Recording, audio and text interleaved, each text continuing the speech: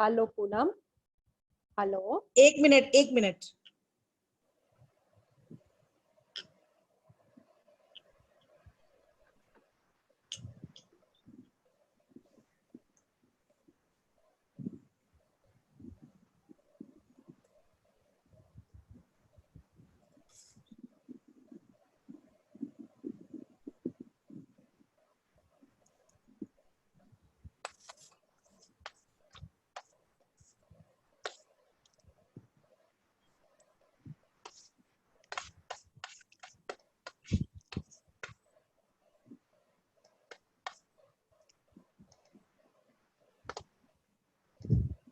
Isha,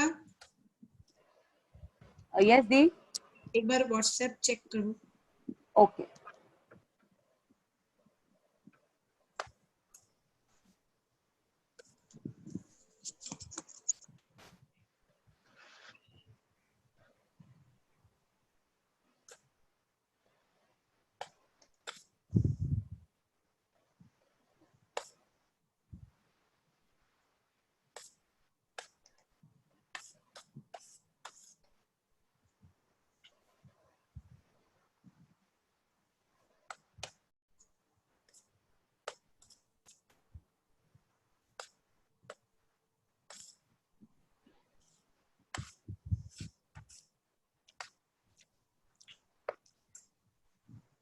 Isha,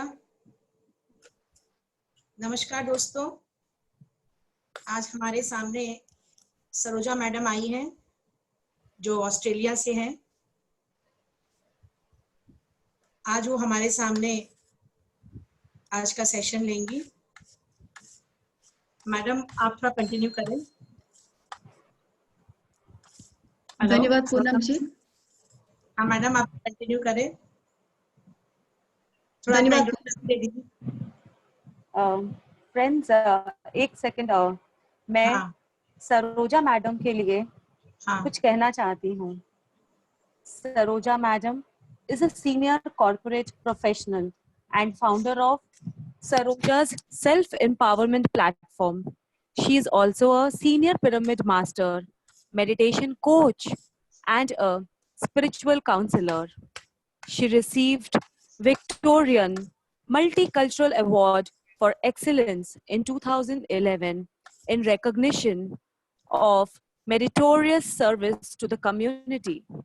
She has attended as a guest speaker, chairperson to many international conferences on holistic living, some of which are chairperson at the 5th International Conference on Integrating Spirituality and Holistic Living in Organizational Leadership in 2015 in Chicago and keynote speaker in 2011 at the First World Parliament of Spirituality. She has been doing community work for the last 15 years under the umbrella of Saroja's self empowerment platform. As part of her community work, she has been conducting numerous workshops and sessions in Australia and abroad for the last 10 years. You can find her workshop videos on her YouTube channel, Saroja's Self Empowerment Workshops. These days, she's a very familiar face. Yes, dear friends, these days, she's a very familiar face on all PMC channels through her wisdom sharing session on the untold story of Sita. My dear friends, with all my heart, I welcome the Kolkata PSD team. Are super blessed to have Saroja Madam here. Ma'am, we are so blessed. Please share your wisdom with us. Thank you, ma'am. Thank you very much, Isha. Thank you That so was much, such a ma'am. great introduction. I'm quite thankful for really putting together that for me.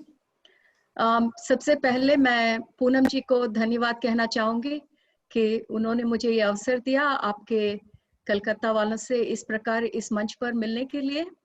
और ईशा जी को मेरा बहुत धन्यवाद कि आपने समय निकालकर मेरे लिए इंट्रोड्यूस किया, क्योंकि आपके कलकत्ता प्लेटफॉर्म पे शायद ये मेरा पहला सेशन है। तो कलकत्ता वासियों और जहाँ से भी आप लोग हो, मुझे आज बहुत खुशी है कि मैं इस तरह आप लोगों से मिल पा रही हूँ। हालांकि मैं काफ़ी सप्ताह से आप लोगों की जिंदगी में सीता माँ की कहानी लेकर जरूर आई हूँ, पर ऐसा फेस टू फेस मौका जो पूनम जी ने मुझे आज इस जूम चैनल पे दिया है, ये मुझे अत्यंत हर्षदायक है, क्योंकि यहाँ पे मैं आपकी शक्ल भी देख सकती हूँ। नहीं तो आप मेरी शक्ल देखते हैं, पर मैं सिर्फ आपके विजुअलाइजेशन कर पाती हूँ। पर पूनम जी ने ये बढ़िया मौका दिया, उसके लिए मेरा बहुत बहुत आभार पूनम जी को और सारे मेरे मित्रों को जो आज इस मंच पर है, और उन मित्रों आपका को भी भी जो इस धन्यवाद। मंच पर नहीं है पर बाद में मिलेंगे। कहिए पूनम जी। नहीं, आपका भी बहुत धन्यवाद जो आप आए, समय निकाल के आपने समय दिया। मैं तो आपकी फैन हूँ, डीएमसी में आपको देखा था और अचंभित रह गई थी किस तरह से आप एंकरिंग कर रहे थे, इतना विजडम के साथ, इतने अच्छे से आप हैंडल कर रहे थे, नो फियर, और बहुत मुझे अच्छा लगा, तभी से एकदम मैं आपकी फैन हूँ। Thanks for coming, thank you सो बहुत मच। बहुत धन्यवाद।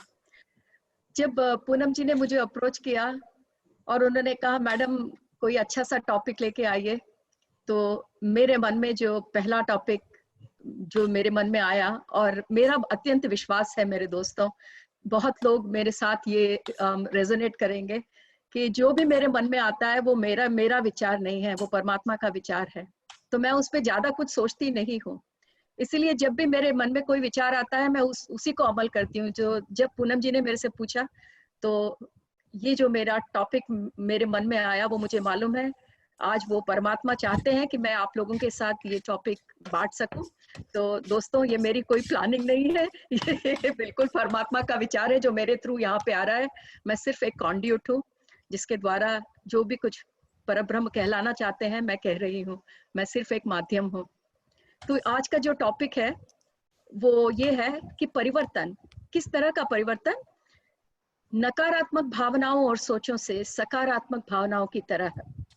ये टॉपिक दोस्तों मैं आप लोगों से शेयर करना चाहूंगी, और उनके लिए जो आजकल हिंदी इतना नहीं बात करते हैं, जैसे हम लोगों ने टॉपिक इसलिए हिंदी में नहीं लिखा था, मैं उन सब के लिए एक बार इंग्लिश में भी कह देती हूँ। We are talking about change from negative emotions to positive, and how do we go along that path.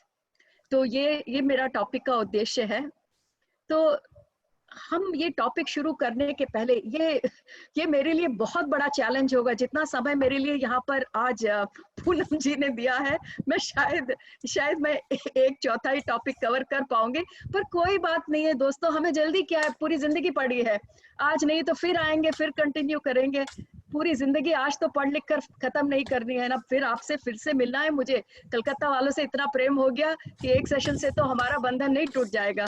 तो मेरे दोस्तों, जो भी मेरे मन में आता है मैं आपसे शेयर करूंगी, और अगर सेशन के अंत में आपको लगता है कि और भी बच गया है तो कोई बात नहीं, पूनम जी और हम फिर से कभी कोई और सेशन कर लेंगे, हम फिर आ जाएंगे आपके पास।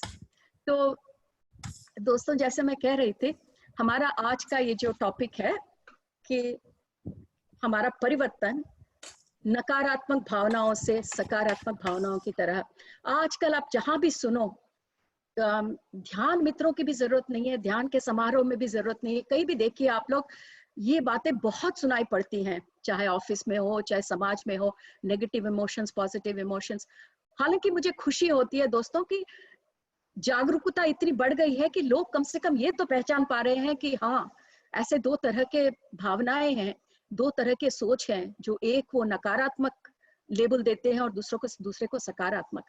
तो ठीक है, ये लेबल देने की बात तो बहुत अच्छी है कि कम से कम सबसे पहले अगर कोई रोग होता है तो पहले डायग्नोसिस बहुत जरूरी होता है, क्योंकि बिना डायग्नोसिस के हम क्या उसका ट्रीटमेंट करेंगे। इलाज करने के पहले कारण जानना बहुत जरूरी है। तो लगता है समाज में ये जो बदलाव आ रहा है, तो कारण की तरफ तो हम तेजी से बढ़ रहे हैं। इसीलिए समाज में जब ये बात उठती है कि किस तरह के इमोशन से, हम तुरंत उसमें ध्यानी होने की भी जरूरत नहीं है, बिना ध्यान जानते हुए भी, बिना आध्यात्मिक साधना किए हुए भी, हम किसी की सोच को या किसी की भावनाओं को देखकर कह सकते हैं कि ये सकारात्मक है या नकारात्मक, यानी कि आर दे पॉजिटिव और नेगेटिव। इतनी तो जानकारी आजकल बच्चे भी जान लेते हैं। तो आज जो मेरा सेशन है दोस्तों, ये इससे थोड़ा आगे बढ़ने का सेशन है। मैं ये मेरा उद्देश्य ये है कि इस सेशन के द्वारा हम थोड़ा इस पर विचार करें कि ये जो हम नकारात्मक भावनाएं कह रहे हैं, उसे हम किस दृष्टिकोण में देखें, ताकि उसे हम जिंदगी में इस तरह परिवर्तन ले आए ताकि वो हमारे लिए लाभदायक हो सके। हम जानते तो हैं कि ये नकारात्मक है, पर हमें संपूर्ण रूप से ये जानना है कि ये कहाँ से आ रहे हैं। पहली बात है दोस्तों, उसको कहते हैं सिम्टम्स। जैसे कोई भी रोग होता है मरीज को, डॉक्टर क्या कहता है, पहले कहता है कि आपके सिम्टम्स क्या हैं। अगर आपको पीलिया हो गया है तो क्या है आपके सिम्टम्स, क्या आपकी आंखें पीली हो गई हैं, आपके नाखून पीले हो रहे हैं। तो किसी भी चीज के लिए पहले सिम्टम्स की जरूरत होती है, और जब सिम्टम्स मालूम हो जाते हैं तो फिर हम उसकी जड़ की तरफ बढ़ते हैं। तो इसी प्रकार दोस्तों, अब समाज में इतना तो विवेक आ गया है कि लोग सिम्टम्स के बारे में बहुत अच्छे से जानते हैं कि ये नकारात्मक है कि सकारात्मक। आज इस सेशन में मैं ये कोशिश करूंगी कि हम थोड़ा और अंदर जा सके और उतने तह तक पहुंच सके ताकि हमें समझ में आए कि ये नकारात्मक किस तरह से शुरू हो रहे हैं और हमारे जीवन को ये किस तरह प्रभावित कर रहे हैं।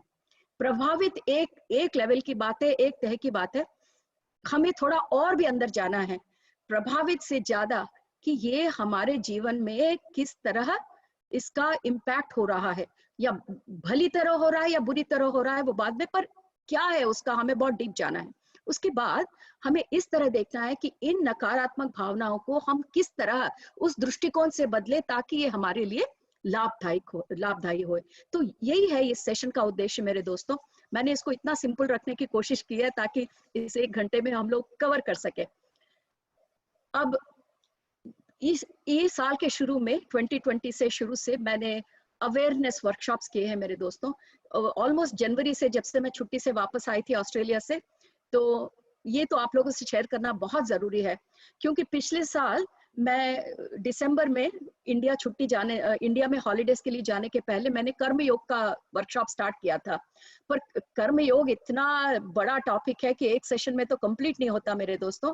तो कर्म योग सेशन 1 कंप्लीट करके मैंने अपने दोस्तों से कहा था, जो हमारे वर्कशॉप के पार्टिसिपेंट्स हैं, जो 700-800 लोग, उनसे मैंने कहा कि जब मैं इंडिया से वापस आऊंगी तो हम लोग कर्म योग आगे बढ़ाएंगे। पर मेरे दोस्तों, जब हम वापस आए छुट्टी के बाद, और सारे मेरे प्लेटफॉर्म है, मेरे वर्कशॉप प्लेटफॉर्म वाले सारे पूछने लगे कि मैडम अब हम अपना सेशन कब शुरू करेंगे। तो जनवरी 3rd वीक मेरे दोस्तों, मैं पेपर और पेन लेके बैठी कि मुझे अगले दिन वर्कशॉप कंटिन्यू करना था। तो थोड़ा पॉइंट्स एक बार लिख लेते हैं। तो मैं यही उद्देश्य से मैंने कागज पे मतलब ये सारा लिखना शुरू किया। पर आश्चर्य की बात ये थी कि मैं कर्म योग लिखना चाहती थी, कर्म योग पार्ट 2, पर मेरे हाथ से सिर्फ एक ही बात लिखी जाती थी, अवेयरनेस अवेयरनेस अवेयरनेस अवेयरनेस। तो ये बात मुझे बहुत, मैं आश्चर्यचकित तो होती नहीं हूँ मेरे दोस्तों, मैंने आश्चर्य होना वो सब कभी का छोड़ दिया है, क्योंकि जब आप आध्यात्मिक मार्ग में आते हैं तो कोई भी आश्चर्यजनक की बात नहीं है। क्योंकि जब आप ये विश्वास करते हैं कि आपके द्वारा परब्रह्म परमात्मा जो भी कहना चाहता है वो कहला रहा है, तो आप आश्चर्य होना छोड़ देते हैं। इसी तरह मेरी जिंदगी में भी, जब मैं इस जनवरी में जब मैं टॉपिक लिखने की कोशिश कर रही थी कि कर्म योग भाग 2, तो ये जो मैं लिख रही थी मेरा अवेयरनेस, तब मैं समझ गई कि जो भी हो रहा है, ये जो विश्व है, ये मुझे अवेयरनेस के बारे में वर्कशॉप करवाना चाहता है। तो मेरे दोस्तों, हम लोगों ने जनवरी में जो अवेयरनेस का वर्कशॉप शुरू किया, पहले मैंने अंग्रेजी में शुरू किया था इसे, क्योंकि मेरे जो यूएस और यूके और ऑस्ट्रेलिया के जो लोग हैं उनके लिए मैंने कंटिन्यूएशन किया था जनवरी में। तो मैंने उनसे बहुत ही क्षमा मांगा कि दोस्तों मुझको क्षमा करना, ये कर्म योग नहीं चलेगा। ये साल जो 2020 है वो शायद अवेयरनेस का साल है।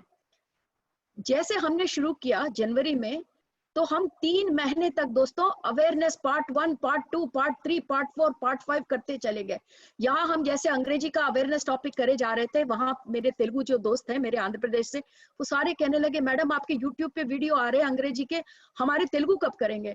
तो हमने कहा ठीक है, साथ साथ हम तेलुगु भी कर देते हैं। तो हम लोग ने फिर तेलुगु स्टार्ट किया, अवेयर, उसको तेलुगु में कहते हैं येरुका। तो हमने येरुका स्टार्ट किया तेलुगु में। फिर हमारे जो हिंदी दोस्त हैं, मेरे पूना और मुंबई से मेरे बहुत दोस्त हैं जो मेरे वर्कशॉप प्लेटफॉर्म बनाया उन्होंने हिंदी का, उन्होंने पूछा हमारे हिंदी का क्या होगा। आज गोपाल जी भी हैं इस प्लेटफॉर्म पे, और गोपाल जी मेरा हिंदी प्लेटफॉर्म चलाते हैं वर्कशॉप का। तो गोपाल जी बोले कि मैडम हमारा क्या होगा। तो दोस्तों, मैं इसलिए ये बता रही हूँ कि आज हमारे टॉपिक का और जो हमारा वर्कशॉप था उसका बहुत घना संबंध है। तो उस दिन हमने सोचा ठीक है, शायद परमात्मा की यही इच्छा है कि हम तीनों भाषा में अवेयरनेस करें। तो उस दिन हमने शायद फरवरी के अंत में गोपाल जी के सहायता से हमने अवेयरनेस इन हिंदी, उसका ये टॉपिक का हेडिंग था, जागरूकता के द्वारा चेतना, हमने वो शुरू कर दिया। आज मैं इसलिए बता रही हूँ मेरे दोस्तों कि हम लोग 3 महीने फरवरी, मार्च और अप्रैल हम सिर्फ एक ही शब्द के बारे में, एक ही कॉन्सेप्ट के बारे में बात करे चले जा रहे थे। और हम लोग हर वीकेंड करते हैं वर्कशॉप, पता नहीं कितने वर्कशॉप हमने किए होंगे। जागरूकता जागरूकता जागरूकता, शायद वर्ड एक ही है, शब्द एक ही है मेरे दोस्तों, जागरूकता, पर ये इतना गहरा टॉपिक है कि उसमें हमने ये जो आज हम टॉपिक बोलने वाले हैं उसको हमने हर तरह से परख के देख लिया। तो मैं यही शेयर करने वाली थी कि ये जो अवेयरनेस टॉपिक है हम 3 महीने से कर रहे हैं, उसमें हमने ये नकारात्मक भावना को इतना डीप जाके हमने स्टडी किया, उसके लिए हमें 3 महीने लग गए थे। तो आज मैं कोशिश करूंगी कि जितना हो सके मैं उसको एक सारांश के रूप में आप लोगों के सामने प्रस्तुत कर सकूं। तो ये टॉपिक को आगे बढ़ाने के पहले मेरे दोस्तों, ये विश्व के कुछ नियम होते हैं। आज हम उस नियम के बारे में थोड़ा एक बार बात करते हैं कि क्या ये विश्व के नियम जो हमें जानना बहुत जरूरी है। तो 4 नियम है मेरे दोस्तों, बहुत मुख्य है ये। अगर हम ये याद रखें, बहुत ही सरल नियम है याद रखने के लिए। पहला नियम ये है कि जो हम खाना खाते हैं, जो भी खाना खाते हैं, तो शरीर में जो पचता है वो पच जाता है, जो रक्त बनना है वो रक्त बन जाता है। पर ऐसा काफी होता है जो शरीर के बाहर भी उसका निकलना बहुत आवश्यक होता है। अगर ऐसा पदार्थ जो हम खाना खाने के बाद जो हमारे यहाँ अनपचा रह जाता है, अगर वो 24 घंटे में बाहर नहीं निकलता तो हम दोस्तों बीमार पड़ जाते हैं। ये नियम है, ये हमारा भौतिक शरीर का नियम है। जो खाना हम खाते हैं वो अगर 24 घंटों में जो बचा कुचा नहीं निकल गया तो हम बीमार पड़ जाएंगे। तो ये नियम एक। दूसरा हमारे शरीर का नियम है, जो पानी हम पीते हैं मेरे दोस्तों, कि जो पानी हम पीते हैं वो अगर जो जहां जाना है वो चला जाए, वो शरीर में उपयोग हो जाए, वो बस। पर जो अनुपयोगी पानी जो अंदर बचा रहता है, अगर वो 4 घंटे में बाहर नहीं निकला तो भी हम बीमार पड़ जाते हैं। तो ये तो रही हमारे खाने और हमारे पानी की बात। और तीसरा कौन सा हम लेते हैं अंदर? हवा। ये जो हवा हम लेते हैं मेरे दोस्तों, हम अपने श्वास पर इतना आजकल ध्यान देने लगे हैं, तो हम ध्यानियों को तो ये बात मालूम होनी चाहिए। अब तो हमें एकदम दोस्ती हो गई होनी चाहिए, क्योंकि पत्री जी को तो मैं हमेशा सुनती हूँ कहते हुए कि सांसों के साथ दोस्ती और सांसों के साथ मस्ती। तो अगर हमारा सांसों के साथ इतनी दोस्ती और मस्ती हो गई है, तो जो मैं आपसे कह रही हूँ वो आपके लिए कोई सरप्राइज की बात नहीं होगी। वो ये है कि जो हवा हम अंदर लेते हैं मेरे दोस्तों, जो इनहेल करते हुए जो लेते हैं, अगर 1 मिनट के अंदर हमने अगर उसको नहीं छोड़ा बाहर, मतलब जो हमने ऑक्सीजन लिया और वो कार्बन डाइऑक्साइड जो हमारा बाहर नहीं गया, मतलब साइंस के हिसाब से बता रही हूँ, तो भी हमारे लिए बहुत हानिकारक है। तो मैं उन लोगों के बारे में तो नहीं कह रही जो महायोगी हैं, जो कुंभक करते हैं और अपने श्वास को होल्ड करते हैं, मैं उनकी बात नहीं करी। मैं तो अपने सर्व सामान्य लोग जैसे आप और मैं हैं, जो अपने सामान्य लोग हैं, उनके बारे में कह रही हूँ। तो ये जो हवा ये जो हम श्वास लेते हैं मेरे दोस्तों नाक के जरिए, अगर 1 मिनट के अंदर अगर हमने ये प्रक्रिया, ये जो श्वास लेने की और छोड़ने की अगर नहीं की, वो भी हमारे लिए बहुत हानिकारक है। कभी कभी तो ये मृत्यु के लिए भी पॉसिबिलिटी हो जाती है।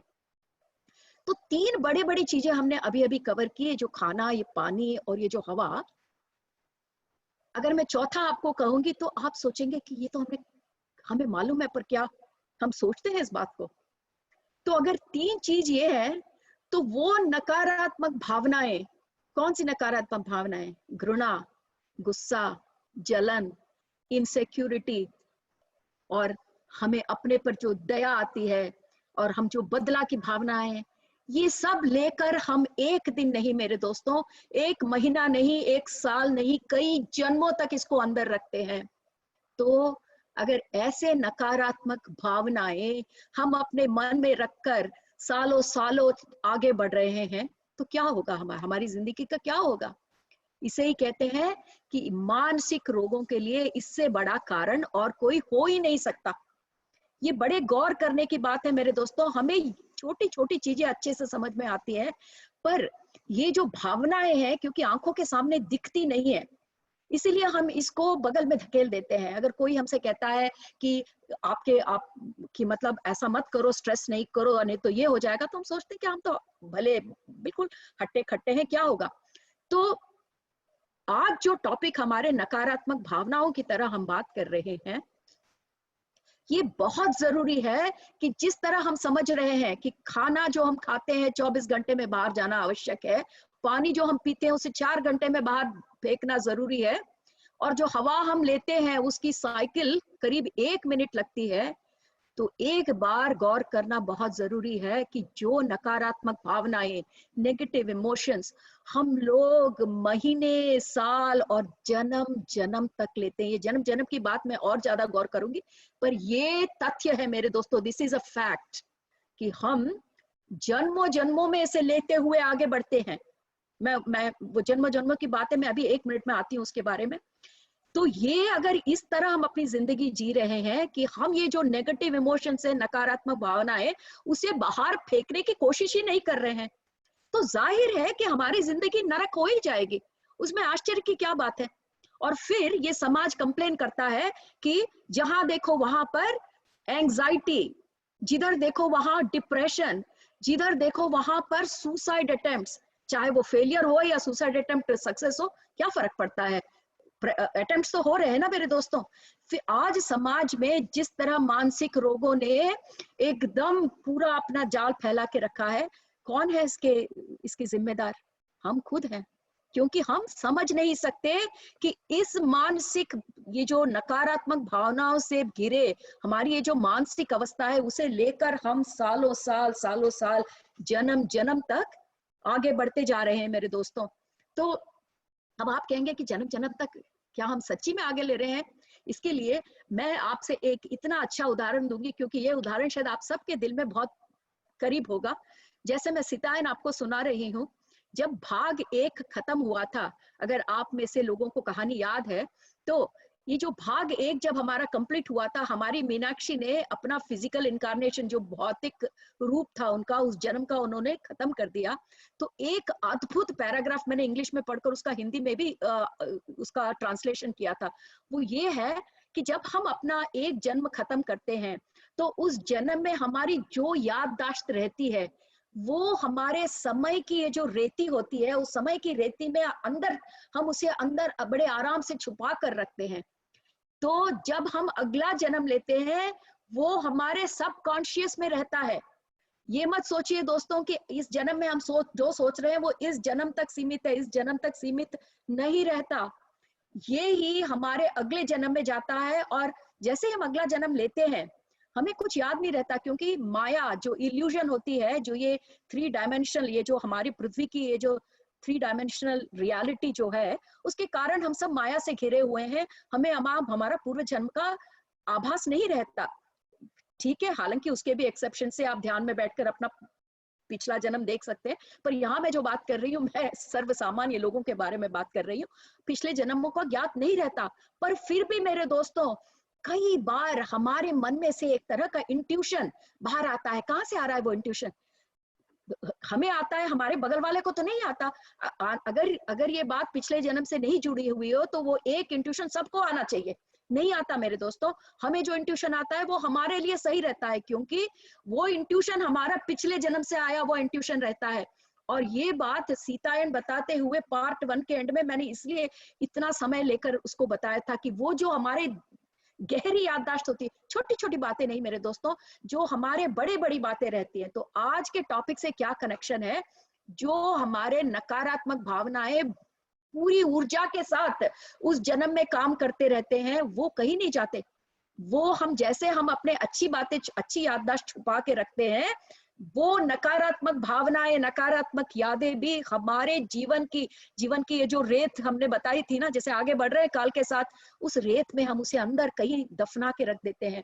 फिर जब हम अगला जन्म लेते हैं, तो वो हमारे सब कॉन्शियस माइंड में रहता है। कॉन्शियस माइंड में नहीं रहता, क्योंकि कॉन्शियस माइंड में वही रहता है जो उस जन्म, जब हम पैदा होते हैं, जब हमारा बचपना होता है, वहां से 2-3 साल की उम्र से हमारी ये जो कॉन्शियस थिंकिंग है वो आगे जाती है। पर जो हमारी सब कॉन्शियस थिंकिंग रहती है, उसमें हमारे पुराने जन्म के सारे यादें, सारे भावनाएं बड़ी सुरक्षित रूप से रहते हैं। उसमें नकारात्मक हो सकते हैं, सकारात्मक भी हो सकते हैं। पर दोस्तों, आज सकारात्मक की बात नहीं हो रही है, क्योंकि वो भी मैं बताऊंगी क्यों हम सकारात्मक के लिए इतना चिंतित नहीं है। पर आज जो हम नकारात्मक के लिए चिंतित हैं, वो भी हमारे मन में बहुत डीप रहती है मेरे दोस्तों, और वो ही एक मनुष्य का पर्सनालिटी, जिसको कहते हैं किरदार, उसकी कैरेक्टरिस्टिक बनाती है। तो क्यों दो आदमियों के पर्सनालिटी एक जैसे क्यों नहीं रहते? आप बहन भाई को ही देख लीजिए, एक ही घर में पैदा होते हैं पर फिर भी दो अलग अलग रूप में रहते हैं। क्यों? क्योंकि मेरे दोस्तों ये है कि उनकी अपनी अपनी जन्म परंपराएं हैं, और जन्म परंपरा अलग अलग होने के कारण उनके जो इमोशंस है, हर जन्म में उनकी जो भावनाएं हैं, उनकी सोच है, वो सारी उनकी सबकॉन्शियस माइंड में रहती है, जैसे वो आगे का जन्म लेते हैं। पर जब जब उनको आगे बढ़ना रहता है, उनके बिना जाने हुए सबकॉन्शियस में से वो भावनाएं ऊपर आती हैं। तो अगर ये अच्छी भावना है तो कोई कंप्लेन नहीं करता, पर ये कोई गारंटी तो है नहीं मेरे दोस्तों। जिस तरह की जिंदगी हम जी रहे हैं, हम सत्य युग में तो है नहीं। आज ही मैं अंग्रेजी सेशन में बता रही थी, कल हिंदी में बताऊंगी, कि जब सत्य युग में थे तो सारे लोगों के बड़े बड़े शुभ विचार थे, उनकी भावनाएं बड़ी शुभ थी। क्योंकि हम कारण जानते हैं, मैं टॉपिक वापस रामायण में नहीं लेके जाना चाहती या सीतायन में, पर उस समय की बात अलग थी, पर इस समय की बात अलग है। और हम जानते हैं, जैसे मैंने कालचक्र बताया था, कि हम जानते हैं कि हम अंदर की तरफ से कम और बाहर की तरफ से ज्यादा जी रहे हैं। तो ये बात जानना बहुत जरूरी है कि ये जो नकारात्मक भावनाएं हैं, काफी बार अंदर की तहों से भी बाहर आ जाती हैं। तो जैसा कि मैं ये नकारात्मक भावनाओं की बातें कर रही हूँ, एक बहुत आवश्यक बात यह है कि ये नकारात्मक भावनाएं जो मैं बता रही हूँ, उसका एक गुण होता है। वो ये गुण होता है कि मनुष्य में एक नकारात्मक भावना आने की बस देरी है, उसमें से दूसरा, दूसरे में से तीसरा, तीसरे में से चौथा आने के लिए ज्यादा समय नहीं लगता मेरे दोस्तों। अब आपको ये लगता होगा ऐसे कैसे हो सकता है? इसके लिए मैं इसीलिए ये सीतायन की कहानी का एग्जाम्पल बार बार दे रही हूँ, क्योंकि ये सब आप जानते हैं। अगर हम ऐसा एग्जाम्पल दे जो आप नहीं जानते तो थोड़ा ये टाइम लगता है, पर सब हम एक ही कहानी के बारे में बात कर रहे हैं, तो अगर मैं ऐसा एग्जाम्पल दूं तो आपके लिए इजी रहेगा। तो जैसे हमने कहानी बताई थी, जैसे माता ने वो जो अपना 3rd विजन देखा था, जहां पर वैकुंठ के द्वारपालक जो जय, आप लोग को तो वो कहानी याद रहेगी कि वैकुंठ में जो द्वारपालक रहता है उसका नाम जय रहता है। और वो जब ब्रह्मा के जो मानस पुत्र होते हैं, वो 4 मानस पुत्र जो कुमार रहते हैं ब्रह्मा के, वो जब विष्णु से मिलने वैकुंठ पे आते हैं तो क्या करता है वो जय? वो उनसे मिलने नहीं देता। क्यों? आज के टॉपिक और उसमें बहुत बहुत बहुत बहुत रिलेशन है, उसका बहुत गहरा संबंध है मेरे दोस्तों। वैकुंठ एक ऐसा लोक है जो बहुत ही उत्तम लोक है।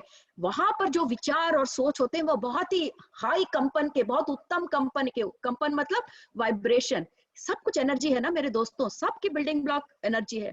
उस एनर्जी के कंपन जो होते हैं, उसकी फ्रीक्वेंसी जो होती है, वो उन उत्तम लोकों में उन विचारों की फ्रीक्वेंसी बहुत अधिक होती है।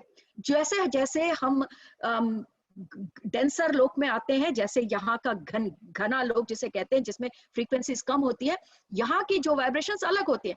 तो उस वैकुंठ में उत्तम लोक में रहते हुए उस जया, वो जो द्वारपालक रहता है उसका नाम जया होता है, उसके मन में थोड़ा सा कीड़ा शुरू हो गया। कैसा कीड़ा? कि उसके मन में ये है कि मैं वैकुंठ में श्रीमान नारायण के घर का द्वारपालक हूँ, तो मैं नारायण का सबसे प्रिय हूँ। तो वैकुंठ में ऐसे कंपैरिजन तो होते नहीं है, कोई भूमि थोड़ी है। पृथ्वी पे तो हम हर आए दिन बगल वाले से कंपेयर करते हैं। अगर उसने 2 कमरे का मकान बनाया, मैं 3 कमरे का बनाता हूँ, उसने 2 बच्चे हुए तो मैं 3 बच्चे। ये तो हमारे पृथ्वी का सोच है। वैकुंठ में ऐसी बातें नहीं होती ना। पर ये बताने की ये जो एग्जाम्पल उदाहरण में दे रही हूँ, मैं ये बता रही हूँ कि एक नकारात्मक भावनाएं बाकी नकारात्मक भावना को कैसे रास्ता दिखाती है। इतना अद्भुत उदाहरण है मेरे दोस्तों।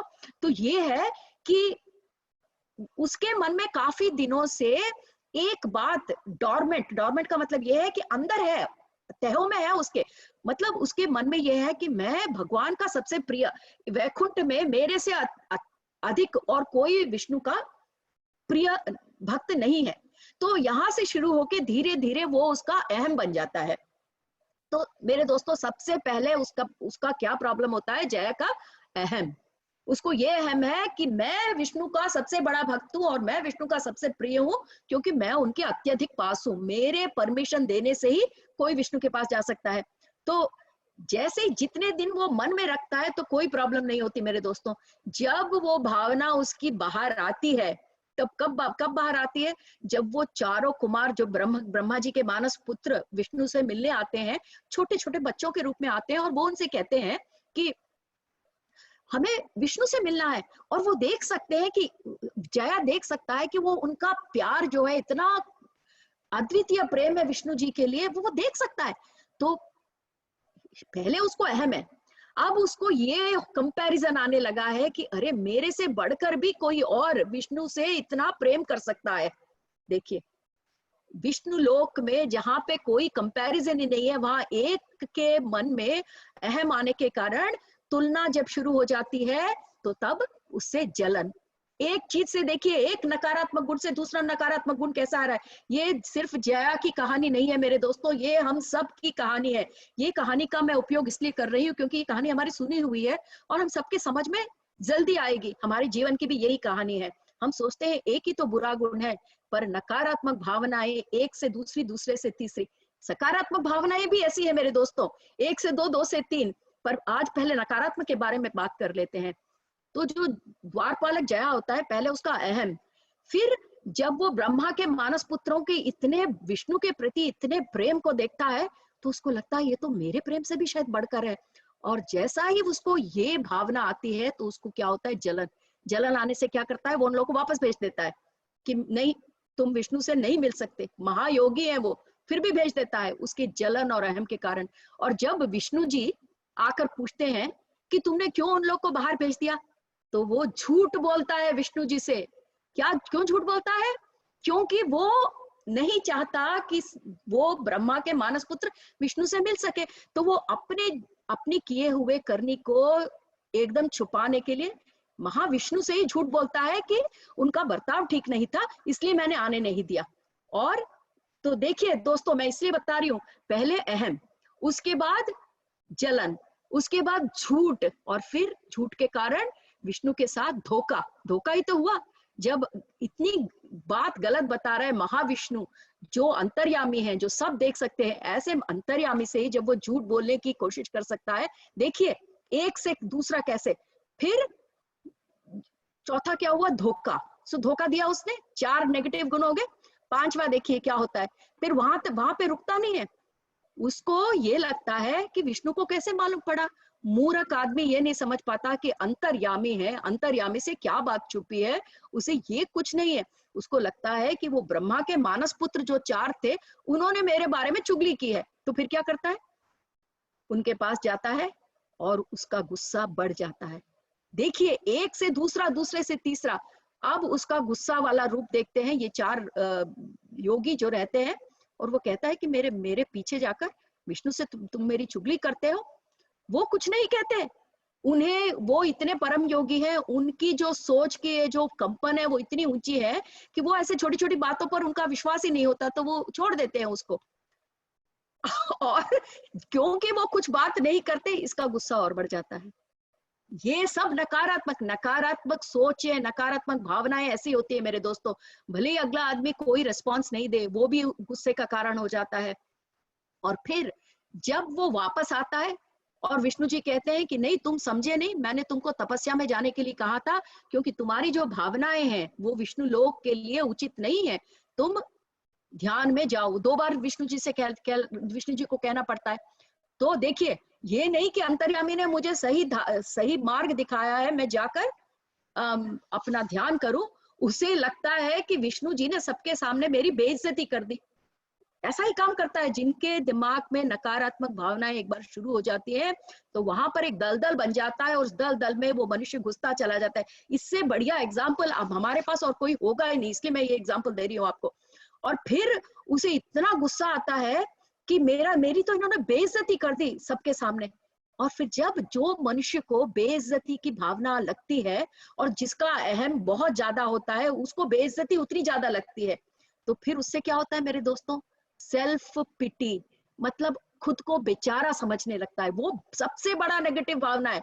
जब आदमी या कोई भी औरत अपने आप पर सेल्फ पिटी करने लगती है या लगता है, तो वो that is the biggest negative quality.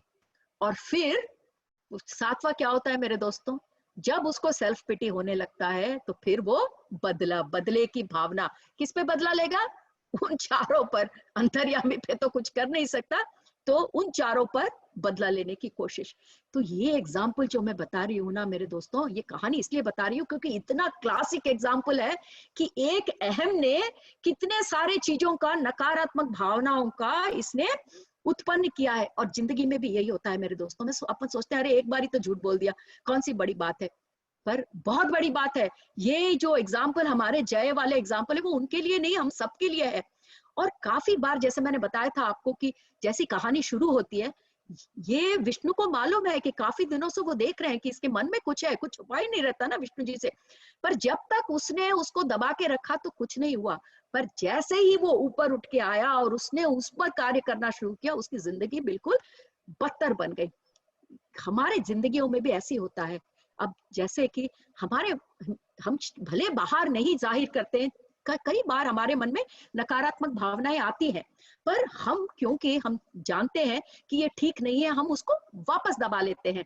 जैसा कि मैं पिछले दिन ये उदाहरण बता रही थी। जैसे अगर ये उदाहरण बताऊंगी तो आप लोग को ज्यादा समझ में आएगा कि जैसे लोग होते हैं वो हमारे यहाँ पे शॉपलिफ्टिंग कहते हैं कि मतलब एक सुपरमार्केट में चले जाते हैं और वहां से चुपचाप कोई सामान उठा के बिना उसका पैसा दिए चुपचाप उसको लेके चले जाते हैं। इसको शॉपलिफ्टिंग कहते हैं यहाँ पर। और जो ऐसे काम करते हैं, आप सोचते होंगे कि अरे बेचारे गरीब है या इनके पास इनकी जरूरतें बहुत ज्यादा है, पैसा नहीं भर पा रहे, शायद इसलिए शॉपलिफ्टिंग कर रहे हैं। ये बात नहीं है मेरे दोस्तों। काफी लोग इसलिए शॉपलिफ्टिंग करते हैं क्योंकि उनको मजा आता है। उनको मजा आता है कि ये सिक्योरिटी कैमरा और इस सब से बचकर वो लोग भाग गए। तो ऐसे ही जो नेगेटिव इमोशंस उनको किक मिलता है। जैसे रावण है, रावण को बड़ा आनंद आता था, दूसरों को परेशान करके वो बहुत खुश होता था। तो ये सब नकारात्मक भावनाएं जो बाहरी प्रदर्शन करता है उसकी ये हालत होती है।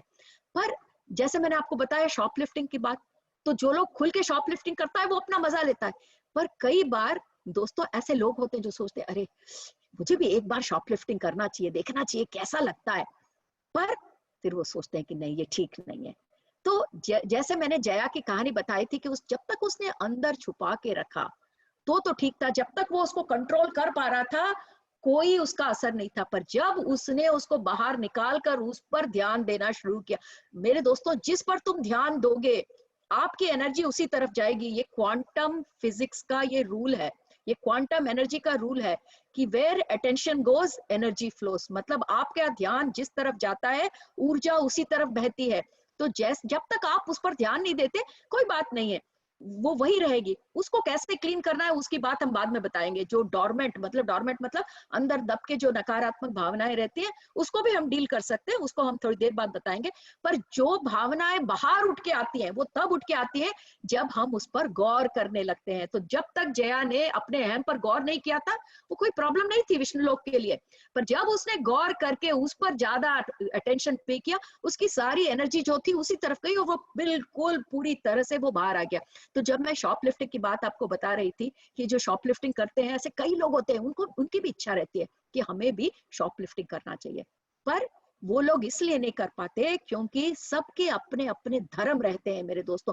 धर्म का मतलब रिलीजन नहीं है यहाँ पे। जैसे धर्म मतलब उनके मॉरल्स, सबके अपने अपने मॉरल्स रहते हैं और वो किस पर बने रहते हैं कि जैसे मेरा बगल वाले को शॉपलिफ्टिंग करने में बहुत आनंद आता है, पर जब मैं अगर शॉपलिफ्टिंग के बारे में बात करूंगी तो मैं सोचूंगी शायद मजा आता होगा, पर नहीं, मेरे लिए ये गलत बात है। तो ये जो गलत और सही का ये जो डिफरेंस है, ये जो अंतर है, वो सबके लिए अलग अलग रहता है मेरे दोस्तों। क्यों रहता है अलग अलग? हम सब मनुष्य तो हैं, फिर हमारे लिए जो गलत है वो अगले आदमी के लिए सही क्यों है? उसे ही धर्म कहते हैं मेरे दोस्तों। सबके अपने अपने धर्म रहते हैं। मतलब ये मजहब की बात नहीं है, मैं रिलीजन की बात नहीं कह रही हूँ, आप धर्म को उस तरह से नहीं समझिए। इस वर्ड का नाम ही धर्म है। तो धर्म का मतलब ये है कि इस दुनिया को हम जिस तरह से समझते हैं, हमारी जो अंडरस्टैंडिंग है, जैसे जैसे हमारा इवोल्यूशन होता जाता है समय के साथ साथ, हमारी इस दुनिया के प्रति हमारी अंडरस्टैंडिंग, जिस तरह से हम दुनिया को समझते हैं वो बदलती जाती है। तो आपने देखा होगा जैसे आपके जो आध्यात्मिक जिंदगी में जैसे जैसे आप आगे बढ़ते जाते हैं, जो आप कल समझते थे उसकी समझ आज आपको उस तरह से नहीं है। जैसे जैसे आप ध्यान में बढ़ते गए, आप इस विश्व के अलग अलग रूप देखने लगे। तो 2 साल बाद जब आप पीछे मुड़ के देखेंगे, कितने लोग अपने ध्यान के जो अनुभव बताते हैं कि मेरी जिंदगी बदल गई है। क्या बदली है? बाहर की चीजें कुछ नहीं बदली, उनके समझने की शक्ति बदली है। कितने ध्यानी अपने अपने एक्सपीरियंस में, मैं इतना आनंद का अनुभव कर रहा हूँ। और शायद कल मैं उड़ीसा का ध्यान वो DDY देख रही थी, मैडम का नाम तो याद नहीं है, जो जिन्होंने स्टार्ट किया था, वो मैडम बता रही थी, शायद नीलिमा, मुझे माफ कीजिए अगर नाम में मुझे ठीक से याद नहीं है तो, पर मैडम इतने अद्भुत रूप से बता रही थी पत्नी जी को कि 2 साल पहले। नीलम कांडो। मैडम नीलम कांडो। हाँ नीलम है ना जी? हाँ जी। हाँ जी। तो नीलम जी के स्पीच में हम सुन रहे थे, वो इतना अच्छा बता रही थी कि 2 साल पहले पता नहीं मैं कहाँ थी, आज मैं 2 साल के पहले मैं बहुत अद्भुत आनंद का अनुभव कर रही। तो क्या दुनिया बदल गई? कुछ नहीं बदला। बाहर की दुनिया कल भी वही थी, आज भी यही है। क्या बदली? उनकी अंदर की दुनिया बदली। वो अंदर की दुनिया जब बदलती है तो बाहर की दुनिया की अंडरस्टैंडिंग, हम जिस दृष्टिकोण से हम दुनिया को देखते हैं वो बदल जाता है मेरे दोस्तों। तो हमारे ये जो दुनिया देखने की ये जो दृष्टिकोण है, चाहे वो बाहर की दुनिया हो चाहे अंदर की दुनिया हो, वो हर आदमी का अपना अपना एक लेवल रहता है। और वो किस पर डिपेंड करता है? हम जिस परिस्थितियों में पले बड़े हैं, हमारी फैमिली, हमारा पिछला जन्म, हम पिछले जन्म की कितने परंपराएं हमारे साथ, मैं यही तो बता रही थी कि हमारे मन के जो तह में रहते हैं उस पर कितना डिपेंड करते हैं। हमें किस तरह हमारे माँ बाप ने बड़ा किया, हमें कैसा हमारा जो पर्यावरण है, हमारा जो एनवायरनमेंट है वो क्या है। इस सब के कारण हमारे सबके अलग अलग तरह के सोच और इस दुनिया को, हमारी जो अंडरस्टैंडिंग है इस बाहरी दुनिया और इस आंतरिक दुनिया, इसकी हमारी अपनी अपनी अंडरस्टैंडिंग रहती है। उसके कारण हमारे धर्म बनते हैं, हमारे जो धर्म के नियम है कि ये गलत है ये सही है, ये हमारा ये जो धर्म है वो हमारे अनुभव, हमारी अंडरस्टैंडिंग पर डिपेंड रहता है। और मेरे दोस्तों, हमारे कर्म हमारे धर्म पर निर्भर करते हैं। जब हमारे, मैं कह रही हूँ, मैं ग्रुप नहीं कह रही, मैं सिंगुलर कह रही हूँ, हर एक आदमी का कर्म उसके धर्म पर निर्भर रहता है। और हर एक आदमी का धर्म, उसका जो अंडरस्टैंडिंग रहता है वो दुनिया को किस तरह समझता है, चाहे वो बाहरी दुनिया हो चाहे उसकी आंतरिक दुनिया हो, उसके लिए जो उसकी दुनिया की परिभाषा है उस पर डिपेंड होती है। तो जो चीज मेरे बगल वाले को ठीक लगती है वो मुझे गलत लग सकती है। इसलिए हम देखते हैं कि सबकी सोचें एक तरह की नहीं होती, क्योंकि हमारे धर्म अलग अलग है तो हमारे कर्म भी अलग अलग रहेंगे। ये बताने की कोशिश कर रही हूँ कि क्यों कुछ लोग नकारात्मक भावनाओं को इतना अधिक पालते हैं और बाकी लोग नहीं पालते। वो लोग इसलिए नहीं पालते क्योंकि उसे वो अंदर ही दबा देते हैं। वो समझ सकते हैं कि ये ठीक नहीं है। कितने बार मेरे दोस्तों, मतलब मैं तो ओपनली बता रही हूँ, ऐसी कितनी चीज हमारे मन में रहती है जो हमें मालूम है अगर हम उसे बाहर लेके आए तो वो बहुत ही डर्टी थॉट्स रहेंगे। उसके बावजूद हम क्योंकि जानते हैं ये ठीक नहीं है, हम उसे डोरमेंट, मतलब उसको अंदर सुला के रखते हैं कि नहीं, इसे बाहर नहीं। और वही हमारा धर्म है, जो गलत है उसे हम ऊपर आने नहीं देना चाहिए, उसका प्रभाव इस यूनिवर्स पर नहीं पड़ना चाहिए। अंदर उसे कैसे क्लीन करना है वो हम जानते हैं, वो ध्यान में हम उसे अच्छी तरह क्लीन कर सकते हैं, वो बात अलग है। पर ये जो हमारी ये जो विवेक है, जो हमारे धर्म पर डिपेंड, हमारा विवेक भी हमारे धर्म पर डिपेंड करता है, क्योंकि हमारा विवेक हमारे परंपराओं से बनता है। तो इसका बहुत इंपॉर्टेंट है मेरे दोस्तों ये समझना कि हमारे कर्म हमारे धर्म पर डिपेंड करते हैं। इसलिए जो एक आदमी के लिए गलत है वो दूसरे आदमी के लिए ठीक नहीं रहता। तो ये जो हम जया की कहानी पढ़ रहे थे और ये समझने की कोशिश कर रहे थे कि कैसे एक नकारात्मक से दूसरे नकारात्मक सोच और भावनाएं बिल्कुल एक कड़ी की तरफ, एक चेन की तरह बिल्कुल बनती चली जाती है। और एक बार वो बननी शुरू हुई मेरे दोस्तों, उसको कोई नहीं रोक सकता।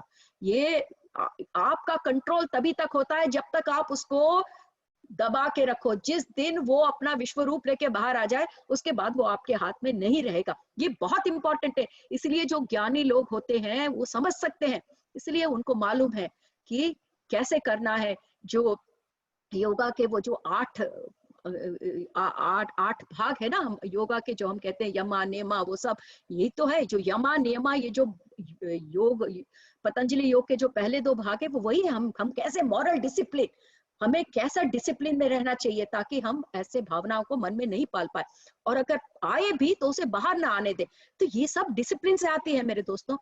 और ये जब हम नकारात्मक भावनाओं के बारे में बात कर रहे हैं, ये बहुत इंपॉर्टेंट है कि हम ये जान सके कि ये नकारात्मक भावनाएं कहाँ से आती है। पहले हमें इसका मूल जानना बहुत जरूरी है।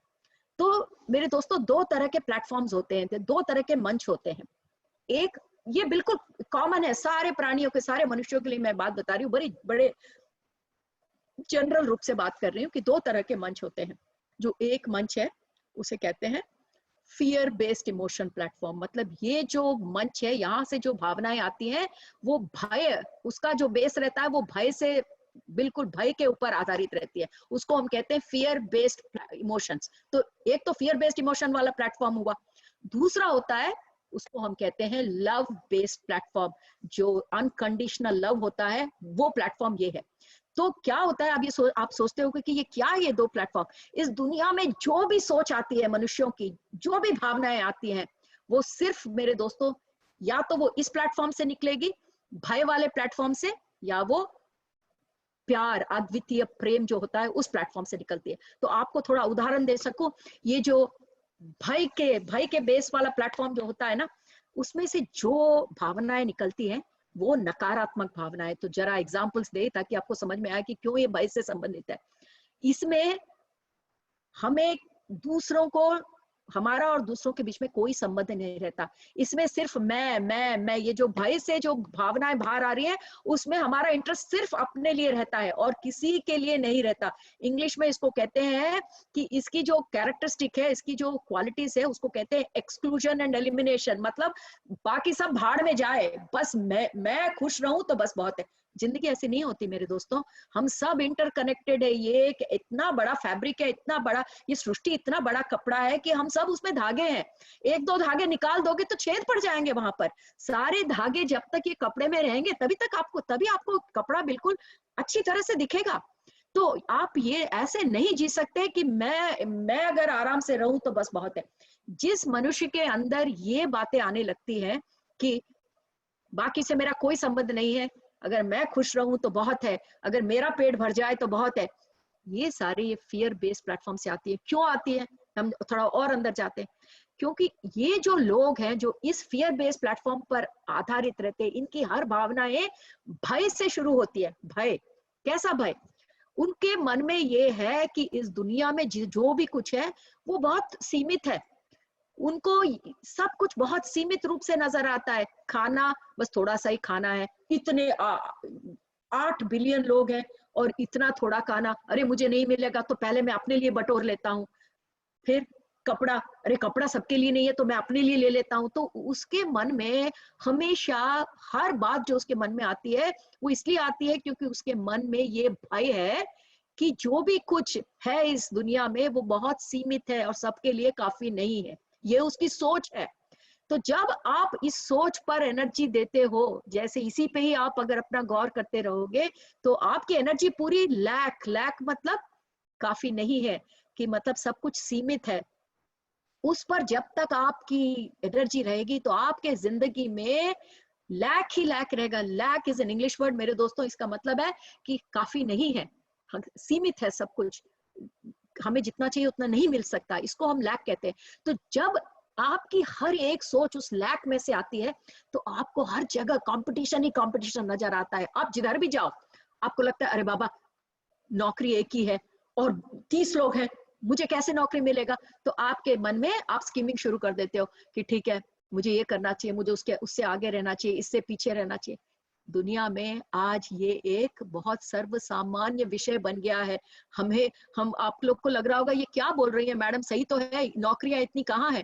ये इसलिए है क्योंकि सारी 99% हाँ लोग अगर यही समझेंगे कि सब कुछ लैक है तो वो ही हमारा नॉर्मल से बन गया है। पर मेरे दोस्तों, इतना ये पूरी दुनिया इस तरह सोचते हुए भी आज भी ऐसे लोग हैं जो समझते हैं कि दुनिया में सब कुछ अबेंडेंस में है, मतलब असीमित है, जिसको जो चाहिए वो आराम से मिल सकता है। उनकी सोच की वजह से उनके मन में कोई भय नहीं है। तो जब तक आपके मन में भय पैदा रहेगा, आपके सारे सोच इसी आधार पर उठेंगे कि हर चीज कम है, हर चीज कुछ लोगों के लिए है। जैसे ही आपके मन में ये भावना आती है कि सब सीमित है, तो आप क्या बगल वाले को फिर प्रेम करोगे? करोगे नहीं ना। जब चीजें कम है और लोग ज्यादा हैं, तो उसको इंग्लिश में कहते हैं सर्वाइवल ऑफ द फिटेस्ट, कि मतलब जिसके पास बल है उसका राज्य है। तो इसी को कहते हैं एक्सक्लूजन एंड एलिमिनेशन, मतलब सबको हटा दो और जो भी कुछ बचा है मेरे लिए है। ये जो नकारात्मक है दोस्तों, ये जो अहम की बात मैंने बताई थी, वो भी नकारात्मक से ही उत्पन्न होता है। अहम हम इसीलिए पैदा करते हैं क्योंकि हम अपने को अगले आदमी से सुपीरियर समझना चाहते हैं, कि मतलब हम उनसे अधिक है। क्यों? अगले आदमी से अधिक होने की क्या जरूरत है? क्या सब एक जैसे नहीं हो सकते? सबको तो भगवान ने ही बनाया है, सब अपने अपने कर्मों से आए हैं, सब अपने अपने धर्मों से कर्म कर रहे हैं। तो फिर क्यों हमें ये समझने की जरूरत है कि हम अगले आदमी से हम बेटर हैं? जरूरत नहीं है। पर क्योंकि इन लोगों के विचार, इन लोगों की भावनाएं इस प्लेटफॉर्म से बनी है कि इस दुनिया में सब सीमित है, तो हमें अगले आदमी से एक कदम आगे रहना चाहिए। तो इतनी छोटी छोटे आनंद की अगर हम थोड़ा, मतलब एक प्रमोशन अगर ज्यादा आ गया बगल वाले से, तो अहम। ये सब इसलिए क्योंकि हम सोच रहे हैं कि वो जो एक पोजीशन है वो एक ही है। ऐसा नहीं है। जिस दिन हमारे सोच में ये बदलाव आएगा कि इस दुनिया में हर एक आदमी के लिए काफी है। ये फिर से मुझे सीतायन के पास जाना पड़ता है, क्योंकि सीतायन ये जो ऐसी कहानी है, हर एक भावनाओं को लेकर वहां पर जिक्र है। सीता माँ कहती है कि इस प्रकृति में हर एक आदमी के लिए काफी है, जब तक कोई आदमी अपने हिस्से से ज्यादा न ले। जैसे ही लोग अपने हिस्से से ज्यादा लेना शुरू कर देंगे तो प्रकृति में असंतुलन पैदा हो जाएगा। ये सीता माँ इतनी अच्छी तरह से कहती है। और जब असंतुलन पैदा होता है, लोग समझते हैं अरे मैं तो एक ही हूं ना, मैं थोड़ा ले लूंगा तो क्या होगा। ऐसा नहीं होता। सीतायन में इतनी अच्छी तरह से बताया है कि जो पूरी दुनिया है वो एक जुड़ी हुई है। दुनिया के कोई भी भाग में कोई लोभ करे तो उसका प्रभाव दुनिया के बाकी भावों में पड़ता है। आज हम वही देख रहे हैं मेरे दोस्तों। जब हमारा यहाँ पे कोविड का लॉकडाउन शुरू हुआ था, लोग सुपरमार्केट जाके इतना इतना खरीद के लाके घर में जमा कर रहे थे कि 2 दिन के बाद जो सुपरमार्केट गया वहां पे कुछ था ही नहीं। फिर टाइम लगा उसको वापस भरने में। पर ये सब कहाँ से स्टार्ट होता है मेरे दोस्तों? ये वहां से स्टार्ट होता है कि चीजों की कमी है। तो हर नकारात्मक भाव जो है, मैं ये बताना चाहती हूँ, वो इस प्लेटफॉर्म से शुरू होता है, भय वाले प्लेटफॉर्म से। किसका भय? कि चीजों का भय की समृद्धि नहीं है। अगर आपको समृद्धि की बात समझ में आ जाए तो आप ये प्लेटफॉर्म से काम ही नहीं करेंगे। अब हम देखते हैं दूसरा प्लेटफॉर्म जो प्यार के आधार पे बना हुआ है। इनका क्या चलता है? ये एक ऐसा प्लेटफॉर्म है, जो लोग इससे काम करते हैं उनके मन में उनके कैसे गुण रहते हैं। देखिए, उनके मन से आने वाली भावनाएं रहती है करुणा। जैसे सीता माँ के हमने देखी थी करुणा। और ये लोग ये नहीं सोचते कि अरे बगल वाला मरे तो ठीक है, नहीं, वो जो भी करते हैं सबको दृष्टि में रखकर करते हैं। जब वो 4 लोगों के साथ रहते हैं, वो सबसे पूछ कर करते हैं, क्या हम ऐसा करें? इससे तुमको दुखी तो नहीं होगे? इससे तुम्हें कोई हानि तो नहीं पहुंचोगे? ये जो बातें होती हैं, इसको इंग्लिश में कहते हैं कंपैशन, इंक्लूजन, कंसल्टेशन। ये सारी ये जो अद्वितीय प्रेम वाले मंच से उत्पन्न होने वाली भावनाएं हैं, इसे हम कहते हैं लव बेस्ड इमोशंस। तो यही दोनों हैं मेरे दोस्तों। ये यहाँ से आने वाली जो भावनाएं हैं, जो अद्वितीय प्रेम और करुणा पर आधारित रहती है। आप जो भी देख लो, कुछ भी देख लो। मैंने तो कितने दिन बैठ के लोगों के साथ रिसर्च किया कि ठीक है, आप कोई भी भावना बताओ, हम देखते हैं या वो भय से उत्पन्न हुई है या प्रेम से। जो भी देख लीजिए, उसका जो ओरिजिन रहता है, उसका जो मूल है, वो इन्हीं दोनों प्लेटफॉर्म से निकला हुआ होता है मेरे दोस्तों। अगर हम तो मैंने अपने वर्कशॉप में लोगों को ये प्रैक्टिस कराना शुरू किया कि अगर जो भी आपके मन में सोच आए, जो भी आपके मन में भावनाएं आए, पहले आप उसको हम कहते हैं स्टेप बैक 5 by 5। इसका मतलब यह है कि 5 कदम पीछे लो। जब भी आप कुछ करना चाहते हो, जब भी आप कुछ सोचना चाहते हो, 5 कदम पीछे लो, मन में ही लो, मतलब चलने की जरूरत नहीं है। इसका मतलब है स्टॉप, रुको। उस सोच को आगे बढ़ने के पहले 5 कदम मानसिक रूप से पीछे जाओ और 5 गिनती गिन कर थोड़ा सोचो कि तुम्हारी ये जो दिमाग में ये जो उपज है, जो तुम्हारी भावनाएं बाहर आ रही है, वो कौन से मंच से आ रही है। क्या वो भय से आप सोच रहे हो कि आप प्रेम से सोच रहे हो? अगर बहुत इजी है मेरे दोस्तों कि उसको ट्रैक करना कि वो भय से आ रहा है या प्रेम से आ रहा है। अगर वो भय से आ रहा है तो वो नकारात्मक ही होगा। काफी बार हम सोचते हैं कि हमारी सकारात्मक है, पॉजिटिव है, पर सच्ची में उसको ट्रैक करो तो वो भय से आ रहे हैं। अब जब वो भय से आ रहे हैं तो वहां पर जो भी आपकी उपज होगी वो लोक कल्याण के लिए नहीं होगी मेरे दोस्तों। और सकारात्मक पॉजिटिव वर्क क्या है? पॉजिटिव वर्क वही है जो सारे मानव जाति के लिए हितकारी हो। सिर्फ अपने लिए हितकारी हो तो वो जिंदगी नहीं है। हम अकेले जीने के लिए नहीं आए हैं, हम ऐसे समाज में जीने के लिए आए हैं ताकि हम इस समाज में जुड़कर एक कड़ी के रूप में काम करें। अगर हम निकल गए तो हम वो कड़ी को तोड़ रहे हैं, वो हमारा समाज नहीं होगा। तो ये हमारी अकेली जिंदगी जीने के लिए हम लोग नहीं आए हैं। जो भी हम अपना डिवाइन प्लान लेकर आए हैं वो हमारे सबके साथ अनुभव है। पर ये बात हमें एकदम हर समय पर याद रहना चाहिए कि हम सब साथ मिलकर आए हैं। और ये मतलब बहुत ही ज्यादा इम्पोर्टेंट बात है। तो ये प्लेटफॉर्म वाली बात हुई। मैं इसलिए इतना डिटेल में जा रही हूँ मेरे दोस्तों कि हमें मालूम रहनी चाहिए कि कहाँ से उत्पन्न हो रही है ये नकारात्मक। क्योंकि कहना इजी है कि ये नकारात्मक है, ये सकारात्मक है, पर अगर हम सोच सके कि इसकी जड़ कहाँ है तो हम उसको समूल रूप से उसको फिर आने से रोक सकते हैं। इसलिए मैं ये कह रही थी कि जस्ट बैंडेड मत डालो। कि आजकल क्या होता है मेरे दोस्तों, कट गया तो बैंडेड डाल दिया, ठीक है, अगर कुछ प्रॉब्लम हो रहा है तो उसको ऊपर दवाई डाल दिया, फिर से आएगा वो, फिर आप दवाई डालेंगे। पर जब तक उसके मूल तक नहीं जाएंगे, आपको उसकी समझ नहीं होगी तो आप उसका निवारण कैसे करोगे? तो बहुत इंपॉर्टेंट है कि अंदर तक जाकर उसका मूल समझ पाए। और उससे भी ज्यादा इंपॉर्टेंट है, ये तो हमने वार्तालाप के रूप में भौतिक शरीर, भौतिक समाज के रूप में हमने ये जानने की कोशिश की कि क्यों मनुष्य इस किन मंच से अपने भावनाएं करता है। अब एक और बात हमें जानना बहुत जरूरी है, हम सिर्फ भौतिक शरीर वाले तो है नहीं।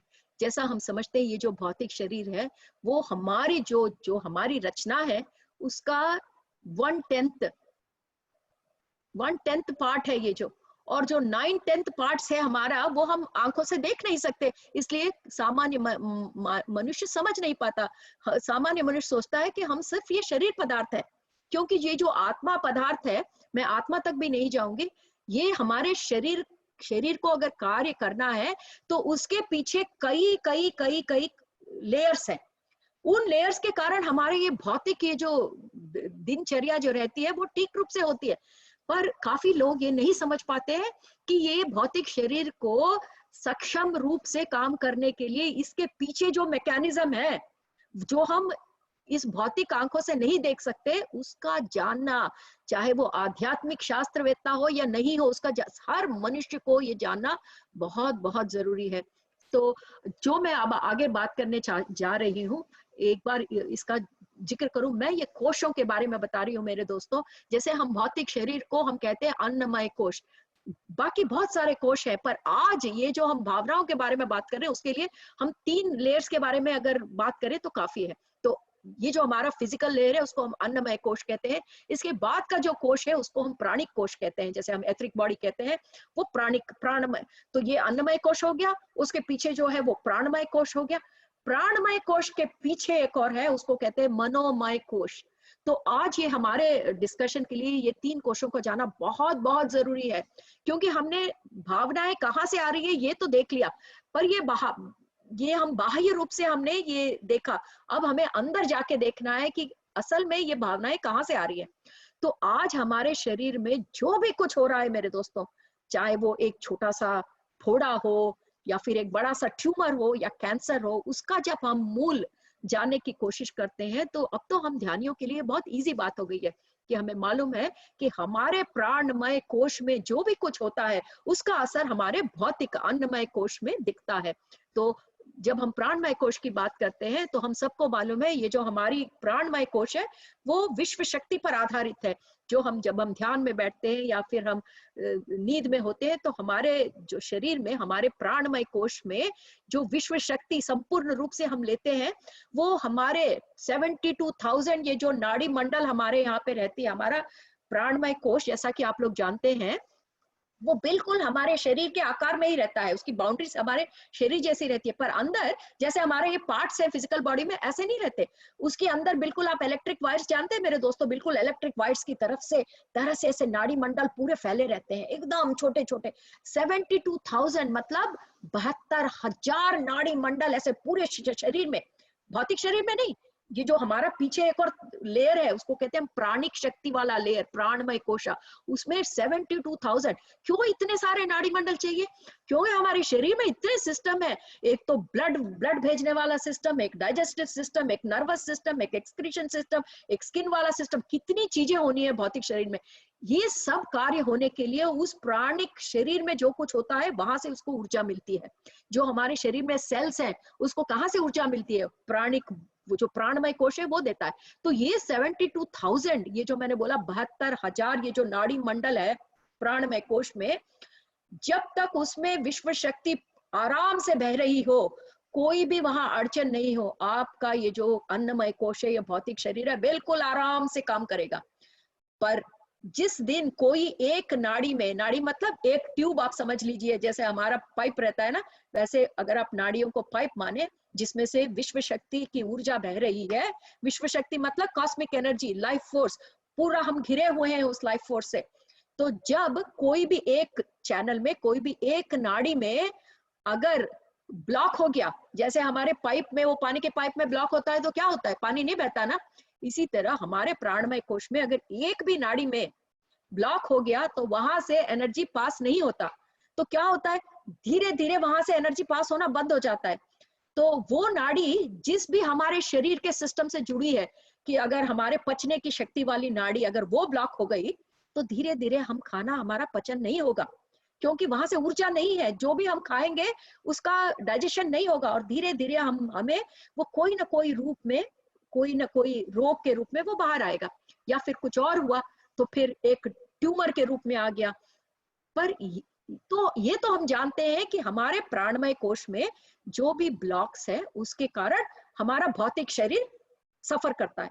पर हमारे प्राणमय कोश में ब्लॉक क्यों आते हैं, ये हमने जानने की कोशिश की। इसके लिए हमें एक और तह अंदर जाना पड़ेगा, और वो तह है हमारा मनोमय कोश। तो ये जो मनोमय कोश है उसको कहते हैं मेंटल प्लेन, मेंटल बॉडी। तो इंग्लिश में हुआ physical body, pranic body and mental body. तो जैसा कि नाम खुद कहता है मनोमय, मेंटल, ये प्लेन से हमारे जो सोच विचार है, हमारी जो भावनाएं हैं, वो इस मेंटल प्लेन में शुरू होती हैं। तो आपके पास जब भी ये नकारात्मक भावनाएं शुरू हुई तो ये मनोमय कोश में शुरू होती हैं। तो ये मनोमय कोश में जब एग्जाम्पल, उदाहरण बहुत इजी होता है देना, जैसे घृणा, आपको किसी के लिए घृणा, क्योंकि आप उससे कंपैरिजन करते हो, हर समय तुलना करते हो, तो उस पर्सन से आपको घृणा होने लगती है। तो उस घृणा में आप क्या करते हैं कि आपको वो आदमी अच्छा नहीं दिखता, आप वो पसंद नहीं करते उस आदमी को, और आप सोचते हो कि मुझे ये घृणा हो रही है। तो उस घृणा के कारण ये नकारात्मक है। अब ये नकारात्मक और सकारात्मक में ये डिफरेंस है कि ये जो सकारात्मक मैंने आपको बताया था, जो प्रेम के ऊपर होता है, वो उसकी वाइब्रेशंस बहुत ऊंची रहती है। और जिस भावनाओं की वाइब्रेशंस ऊंची रहती है मेरे दोस्तों, उसके लिए हमें चिंता करने की जरूरत नहीं है, क्योंकि ये जो पूरा विश्व है वो पूरा एकदम प्रेम के ऊपर है। आज जो विश्व और आप और मैं जो है, अगर अद्वितीय प्रेम नहीं होता तो हमारी सृष्टि नहीं होती। तो ये जो प्रेम है वो सबसे ऊपर है, हर भावना से, हर चीज से ऊपर है। तो उससे ऊपर एक ही है, अनमैनिफेस्टेड, मतलब जब प्रत्यक्ष रूप से ये सृष्टि नहीं हुई थी, अप्रत्यक्ष रूप था, जहाँ पे कुछ नहीं था, वही है। जब सृष्टि शुरू हुई तो सबसे पहले प्रेम का उत्पन्न हुआ, और इस प्रेम के माध्यम से पूरी सृष्टि हुई। तो इसलिए मैंने आपको बताया था कि आप सकारात्मक भावनाओं के बारे में चिंता मत करो, बहुत हाई वाइब्रेशन है, वो कुछ भी नहीं आपको बिगाड़ सकता। पर ये जो नकारात्मक भावनाएं हैं मेरे दोस्तों, उसके वाइब्रेशंस, उसके कंपन इतने लो होते हैं कि जब आप घृणा, मैं एग्जांपल ले रही हूँ, गुस्सा, घृणा, आप कुछ भी ले लीजिए, इसको जब आप पालते रहते हैं, मतलब अगर इसको विवेक से आपने नहीं दूर किया और कंटिन्यू किया, इसको जारी रखा, तो ये जो भावनाओं के कारण ये जो नेगेटिव एनर्जी हमारे मनोमय कोश में जमती जाती है, उसका प्रभाव ही ब्लॉक है प्राणमय कोश में। वही भाव हमें ब्लॉक के रूप में उस नाड़ी मंडल में दिखते हैं, और उस नाड़ी मंडल में हुए ब्लॉक के कारण हमारे जो भौतिक शरीर में रोग होते हैं वो हमें उस रूप में दिखते हैं। तो अब जैसे ट्यूमर आया किसी को, तो क्या करते हैं, जिनकी समझ ज्यादा नहीं रहती इस तरह की चीजों पे, वो डॉक्टर के पास जाएंगे, डॉक्टर कहेगा अच्छा ट्यूमर है, काट दो, और काटा और देखा बिनाइन है, मतलब ज्यादा कैंसरस नहीं है, कोई बात नहीं, रेडियोथेरेपी कर लो। आपका क्या होता है, लोग सोचते हैं चला गया, कुछ साल बाद फिर से वही ट्यूमर आता है, फिर से आता है, फिर से आता है, और फिर एक दिन वो कैंसरस खत्म। क्योंकि उस आदमी के दिमाग में ये नहीं आया कि मैं सिर्फ ये काट काट के बैंडेड लगा रहा हूँ, इसके अंदर की जड़ तक जाना बहुत जरूरी है। पर इस दुनिया में उसकी समझ ही नहीं है, क्योंकि हमें किसी ने सिखाया, जब हम स्कूल गए किसी ने बैठ के सिखाया, सबने हमको पहाड़े सिखाए, 2 1 कम 2, 2 दूनी 4। इसके सिवा किसी ने हमें बताया कि तुम भौतिक शरीर नहीं हो, या तुम भौतिक शरीर ही सिर्फ नहीं हो, और बहुत सारे शरीर हो, वो तुम्हारा जानना बहुत जरूरी है। तो हमारे अज्ञान के कारण, हमारे समाज के कारण, हमारी शिक्षा व्यवस्था के कारण आज 99% लोगों को एकदम ज्ञात नहीं है कि इनकी नकारात्मक भावनाओं के कारण क्या हो रहा है। अभी यहाँ पर मैं थोड़ा सा ब्रेक लेकर पूनम मैडम से ये कहूंगी, मैडम जो आपने मुझे समय दिया था वो तो मैंने पूरा यूज कर लिया है। तो अगर क्वेश्चन आंसर्स किसी को है तो जितना मैंने अभी तक बताया आप पूछ सकते हैं, और फिर हम लोग फिर से मिल सकते हैं, क्योंकि ये टॉपिक बहुत बड़ा है मैडम, और मैं एकदम कुछ छोटा सा बताकर अपने ध्यानियों को भ्रमित नहीं करना चाहती। इतने दिव्य टॉपिक को हमें पूरी तरह से समझना बहुत जरूरी है। पर इसलिए मैं ये सिर्फ ये पार्ट थोड़ा ढंग से खत्म करके मैं पूनम जी आपको देती हूँ।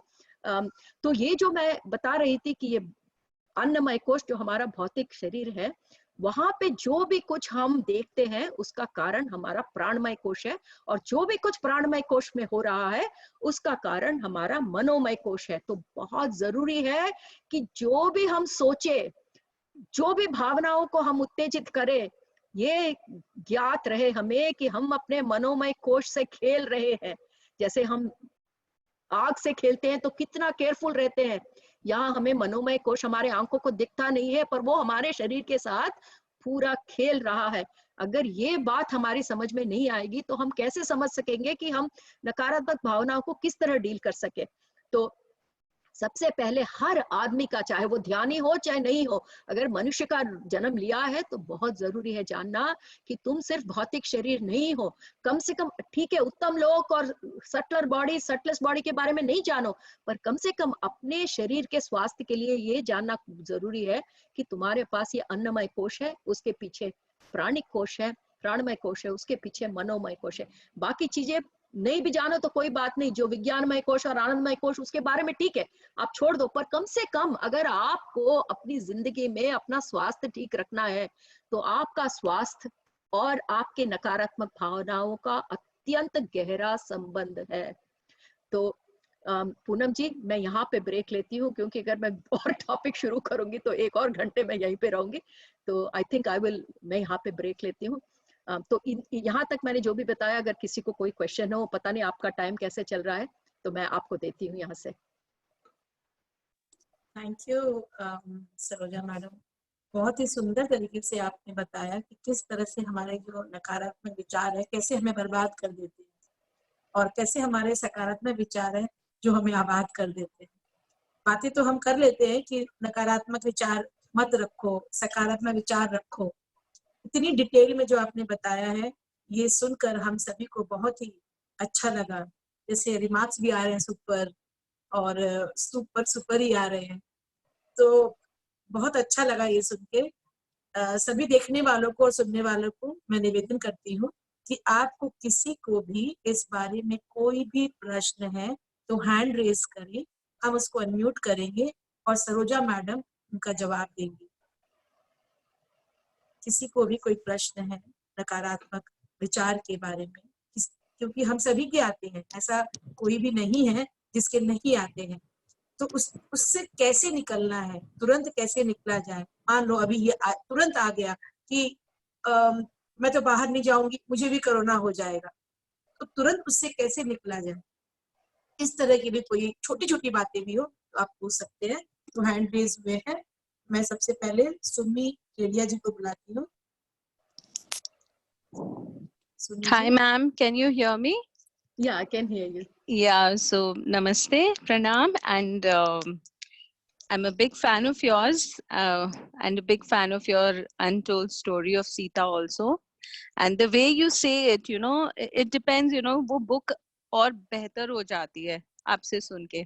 Thank you so much. And मेरे को क्या है कि अपने को पता है अपना नकारात्मक सोच है उसको ठीक करना है, हमेशा अच्छी सोच रखनी है, बट अगर कोई सामने वाला इंसान है जिससे हमको हमेशा रॉन्ग वाइब्स ही मिलती है, तो उसको हम लोग कैसे इग्नोर करें, और जिनके संग रह ही रहे हैं या रोज मिलते हैं, तो उसके लिए कुछ बताइए। बहुत बहुत अच्छा क्वेश्चन है। पता नहीं मैं आपको यहाँ देख पा रही हूँ कि नहीं, पर बहुत हाँ, सी, अच्छा। Can you see me? I can't see you, but I'm हाँ, now you can see me, I आप think. दिख रहे हैं आप। नमस्ते आपको। पहले तो नमस्ते, yeah. आपका बहुत बहुत शुक्रिया, क्योंकि आपके फीडबैक के लिए कि आप सीता माँ की कहानी बहुत एंजॉय कर रही हैं। मैं भी बहुत आपका ज्यादा। बहुत एंजॉय कर रही हूँ आप लोगों के साथ। मैं तीनों भाषा में बताते हुए जो आनंद मैं अनुभव कर रही हूँ, it's beyond my expectation. So thank you आप लोग का, इतना प्यार दे थैंक रहे यू, हैं आप लोग। We are lucky. Thank you, thank you. तो आपने एक बहुत अच्छा प्रश्न पूछा कि ठीक है, मैं तो कंट्रोल कर लूंगी, मैं तो सकारात्मक ही सोचती हूँ, पर क्योंकि मुझे इस दुनिया में रहना है, मैं हिमालय में जाके तो नहीं रह सकती, तो जब मैं इस दुनिया में रहती हूँ तो मैं कैसे डील करूं? मेरे चारों ओर नकारात्मक लोग ही रहते हैं, एंड दैट इज ट्रू। आपने सही कहा, आजकल सोसाइटी ऐसी हो गई है, जहां भी जाते हो आपको नकारात्मक ही ज्यादा मिलते हैं, और अगर हाँ। आपने कुछ बताने की भी कोशिश की ना मैडम कि ऐसा नहीं रहना चाहिए, आपको उल्लू समझेंगे। तो मैं इसको आपको 2 उदाहरण के रूप में बताऊंगी, एंड जी। That will give you a good idea of what to do. जी तो मैम। पहला मैं आपको भगवान बुद्ध का एग्जांपल दूंगी। तो भगवान बुद्ध जी, ये बहुत ही सुंदर एग्जांपल है। सॉरी, आपका नाम एक बार बताइए। सुमी है आप? सुमी। जी हाँ, जी जी मैम, सुमी, यस। हाँ जी। तो सुमी, ये 2 मैं आपको जो एग्जांपल बता रही हूँ वो बहुत ही अद्भुत एग्जांपल है, और आपका क्वेश्चन उतना ही अद्भुत है। तो ये जो बुद्ध जी थे, ये उनका जो ये जो भिक्षा पात्र था उसको लेकर रोज जाते थे वो, और सबसे मतलब भिक्षा मांगते थे। तो जैसा कि आपने सुना भी होगा, पर आपके क्वेश्चन के लिए ये एप्ट आंसर है, इसलिए मैं फिर से यही बता रही हूँ। तो जी। जब वो जाते थे तो काफी लोग थे जो सोचते थे मन में कि हट्टा कट्टा आदमी है, ये क्यों हर रोज चला आता है भिक्षा मांगने, पर उससे कभी बोलते नहीं थे, दे देते थे, लेकर आ जाते थे। एक बार जब वो एक घर गए तो उस घर वालों ने सोचा कि आज तो मैं नहीं दूंगा भिक्षा, बहुत हो गया, ये हम जो मेहनत करके कमाते हैं हम इनको क्यों दे। नहीं देते तो नहीं देते, पर वो बुद्ध को वहीं खड़ा करके उनको इतना नकारात्मक भावनाओं और सोचों के साथ इतना सुनाते हैं कि तुम्हारे पास कोई काम नहीं है क्या, चले आते हो। और बुद्ध ऐसे बैठ के अपना भिक्षा पात्र लेकर सुने चले जा रहे हैं। उसके बाद 5 मिनट तक हो जाती है, गाली गलौज जो भी देना है उनको, उनका मन जो भड़ास है वो पूरा निकाल लेते हैं। तो खड़े रहते हैं बुद्ध जी, जाते नहीं है। पूरा सुनने के बाद जब उनका हो जाता है तो धन्यवाद कह के वो जा रहे हैं अगले घर में। पर ये जो नकारात्मक जिन्होंने दिया है उनको, उन्हें बहुत गुस्सा आता है। अरे ये कैसा आदमी है, मैंने इतना कुछ बोला, कुछ मेरा रिएक्शन नहीं है। सुमी, ये एक और बात होती है नकारात्मक सोचने वालों की, अगर आप चुपचाप रहो उनको बहुत गुस्सा आता है, दे वांट रिएक्शन। यस तो यस। बहुत अपसेट हो जाते हैं ये लोग। तो वैसे ही वो भी ना बुद्ध पर बड़े अपसेट हो गए। अरे मैंने इतना इतना मेहनत करके तुम्हें इतनी गालियां दी, अरे थोड़ा तो रेस्पॉन्स दो, तुम थैंक यू बोल के चले जाते हो। तब बुद्ध जी ने ये बोला कि देना तुम्हारे हाथ में था तो तुमने दे दिया, लेना मेरे कंट्रोल लेने में है, मेरे मैंने हाथ नहीं में। लिया। तो सुमी, कहने को तो ये कहानी है बेटा, पर आई एम टेलिंग यू, जिंदगी में अगर ये कहानी मन से समझ में आ गई तो फिर कभी भी आपको ये नहीं लगेगा कि ये लोग इतना नकारात्मक मेरे चारों ओर हैं, मैं क्या करूं। हमें ये हमेशा बुद्ध की कहानी याद रखनी चाहिए। मैंने तो गांठ बांध ली है ये कहानी, क्योंकि आपके जैसे मुझे भी यही महसूस होता है जहां भी जाओ। बाहर वालों की बात नहीं है, खुद फैमिली मेंबर्स में आप देखो, मतलब मैं इमीडिएट फैमिली मेंबर्स नहीं कह रही हूँ, जैसे एक्सटेंडेड फैमिली होती है, वो वहां पे यही हर लोगों के बारे में भला बुरा भला कहना। अगर आप बोलो कि नहीं मुझे नहीं सुनना, तो सोचे कि पागल है ये। तो उस समय पर हम क्या कर सकते हैं, हम बुद्ध का रूप धारण कर सकते हैं कि तुम्हें जो कहना है कहो, मैं नहीं लेने वाला अंदर। ये एक है। सुमी, एक और चीज बहुत जरूरी है जो मैं आपको आज बता रही हूँ, मैं आपको 2 शब्द में कहने की कोशिश करूंगी समय का ख्याल रखते हुए। फिर से मैं आपको जी उदाहरण ही दूंगी। जी। सीता माँ जब लंका में अशोक वन में बैठी थी, तो उनकी चारों ओर नेगेटिव एनर्जी से भरे पड़े हुए थे। याद है आपको कैसे कैसे जी राक्षस थे जो उनके द्वार पर, एक त्रिजटा को छोड़कर बाकी सारे एकदम नकारात्मक सोच, नकारात्मक भावनाएं वाले। तो पार्वती माँ सीता माँ से कहती है कि याद रहे, तुम्हारे चारों ओर जो तुम्हारा माहौल है वो बिल्कुल नेगेटिव है, और रावण तो नेगेटिव का किंग है। तो इसलिए तुम्हें जागरूकता के साथ रहना है। जागरूकता का मतलब अवेयरनेस, हर Awareness. पल अवेयर।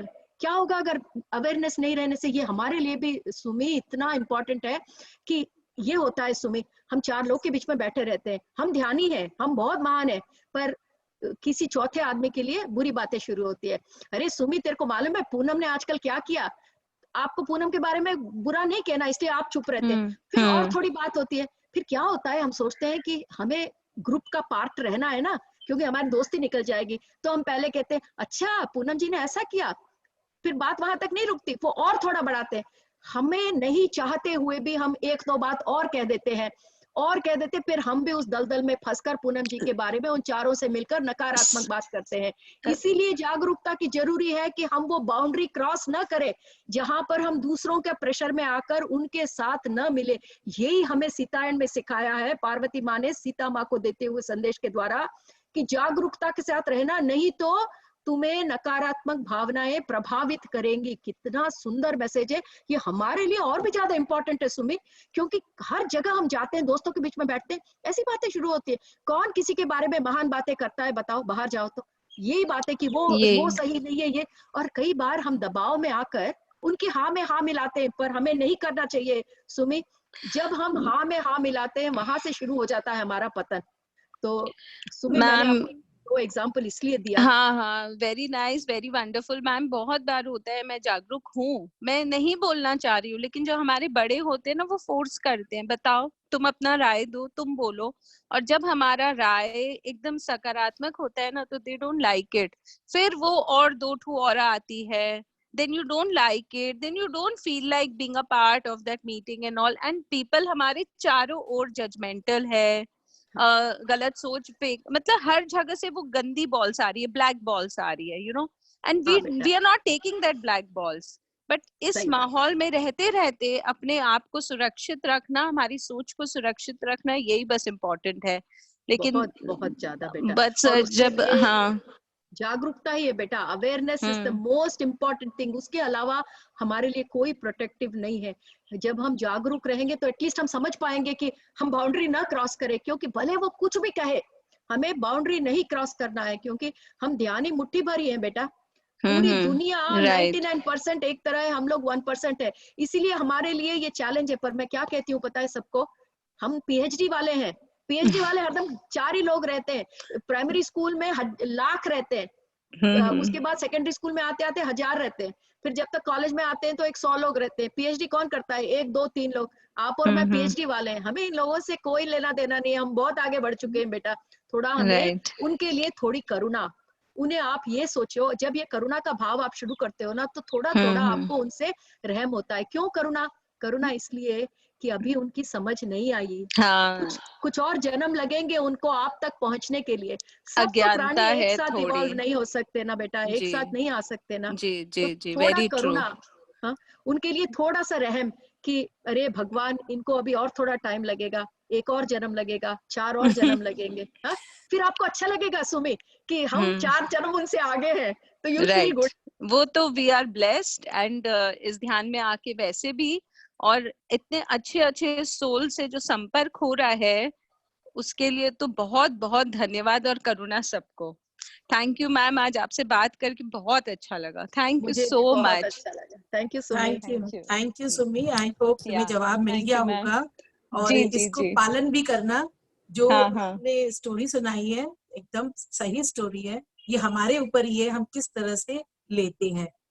तो जी अब की बार जब भी कोई नकारात्मक सोच आए, तो तुम समझ लेना मैं तो पीएचडी लेवल में हूँ, और जी सबके लिए कर और सबके लिए करुणा। जी जी जी, next, thank you so much. Next अभी सॉरी मैं बीच में बोल रही हूँ। मैम मेरा तो कोई क्वेश्चन नहीं था, बट सुमी भाभी का क्वेश्चन तो मेरे अंदर भी था, मुझे पता ही नहीं था। और मैम आपने इतना सुंदर से समझाया। Thank you ma'am, thank you so much. Thank you आपके ईशा। अंदर के भगवान को मैं प्रणाम करती हूँ ma'am. Saroja ma'am, thank you so much. Thank you so much. Thank you Isha. Next हमारे भी अभी और बहुत लोग हैं, फट से लेते हैं। नेक्स्ट है मंजू जी। हेलो। मंजू जी, हाँ, हेलो। नमस्ते मंजू जी। नमस्ते सरोजा मैम। मैं मेरा आप म- मेरा परिचय आपसे डीएमसी के थ्रू हुआ था, वहां से मैंने आपको सुनना शुरू किया। जब फर्स्ट मैंने आपका वहां सुना तो मैं बहुत ज्यादा कनेक्टेड हो गई आपसे, और उसके बाद मैं आपकी अनटोल्ड स्टोरी सीता वो मैं रेगुलर सुन रही हूँ। मेरा 3 अध्याय खत्म हो चुका है, मैं अभी 4th में हूँ। और मुझे वो सुनने में इतना अच्छा लगता है कि मैं बता नहीं सकती। एक तो आपके बोलने का तरीका, समझाने का तरीका, और हर छोटी छोटी बात को इतनी गहराई से आपने कहा है, मैं बिल्कुल कनेक्टेड फील करती हूँ। लगता है मैं उस समय का एक हिस्सा हूँ। तो मैं आपको बहुत बहुत धन्यवाद कहती हूँ। मेरा बहुत मन था आपसे आज रूबरू बात करने का मौका मिला, तो मैं अपने आप को ब्लेस्ड फील करती हूँ मैम। थैंक बहुत यू अच्छा वेरी लग रहा है मच। मंजू जी। और शायद आपने सही कहा था, शायद आप और मैं, हम सब लोग उस त्रेता युग में एक भाग थे, क्योंकि इतना कनेक्शन ऐसे नहीं होता मैडम। हाँ, मुझे मुझे पूरा यकीन है कि हम जो फील कर रहे हैं, जो ऊर्जा हमारे अंदर आती है जब भी हम ये इस कहानी से जुड़ जाते हैं, हम मुझे हाँ। यकीन है हम सब उस जमाने में हम सब थे। और बहुत अच्छा लगता है ये सोचकर कि आप, मैं और जो भी है सब हम लोग थे वहां पर। हाँ, बहुत अच्छा बहुत। लगा आपकी बातें सुन के। Thank you so much. Thank you ma'am, thank you. Thank you Manju ji for sharing. आपकी मन की बात सबकी बात है। नेक्स्ट मैं बुलाती हूँ इंदिरा जी को। Indira. Yes, good evening ma'am. Hello ma'am Indira ji. Same same ma'am, बहुत खुशी हो रही है आपसे मिलकर। आपका अनटोल्ड स्टोरी तो हम लोग सब फॉलो कर रहे हैं। और जब मैं लाइक 9th स्टैंडर्ड में, तो हमें एक प्रोवर्ब मिलता था ऐसे लिखने के लिए, तो मैं कभी भी वो प्रोवर्ब नहीं लेती थी, क्योंकि मुझे लगता था ये लाइन में तो सब चीज लिखा हुआ, अब मैं इसमें और क्या लिखूं। लेकिन जैसे जैसे अब ध्यान हो रहा है, आपने जो अवेयरनेस को और उधेरा, मतलब मुझे लगता था अवेयरनेस में मुझे बहुत कुछ मालूम है, लेकिन आप जितने डेप्थ में जाओ उसका उतना और निकलते जाता, और निकलते जाता, और निकलते जाता है। मतलब आपने इतनी अच्छे से एक्सप्लेन किया ना, एक छोटे बच्चे को भी बहुत अच्छे से समझ में आ जाए मैम।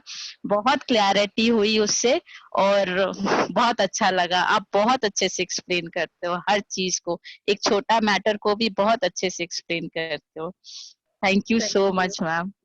इंदिरा जी। मैंने आपको इसके पहले थैंक भी यू। देखा था, शायद जूम जूम सेशन में देखा था आपको पत्री जी के साथ, पर ओके मैम। बहुत अच्छा लगा फिर से आपसे बात करते हुए।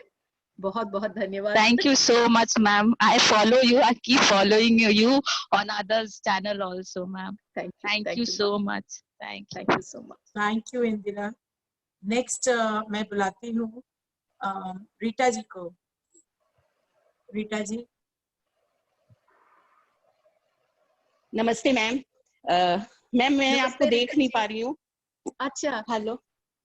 हाँ मैम, मेरा ये अभी सब लोग बोले मैम, मैं भी डीएमसी से आपसे कनेक्टेड हुई, और वहां पर जब मैंने आपको देखा करते हुए, मेरे को इतना अच्छा लगा था कि आप इतना अच्छा हिंदी बोल रही थी, इतना अच्छा इंग्लिश बोल रही थी, और साथ में मैम आप तेलुगु भी उतना ही कमांड से बोल रही थी। रियली मैंने नो वर्ड्स फॉर दैट। इतना अच्छा लगता था स्टेज पे आपको देख के एंकरिंग करते हुए। बस मैम अभी जो आपने क्वेश्चन दिया वो ओवरऑल आपने सब चीज का क्वेश्चन दिया। मेरा एक क्वेश्चन ये है कि ma'am day to day life में, जैसे शुमी ने कहा, हमारा इंटरेक्शन तो होता ही है, लेकिन इसमें ये है कि अगर आपको हर समय ये लगे कि सामने वाला एकदम आपका क्लोज हो, कि हर बात की झूठ बोलता है मैम, हाँ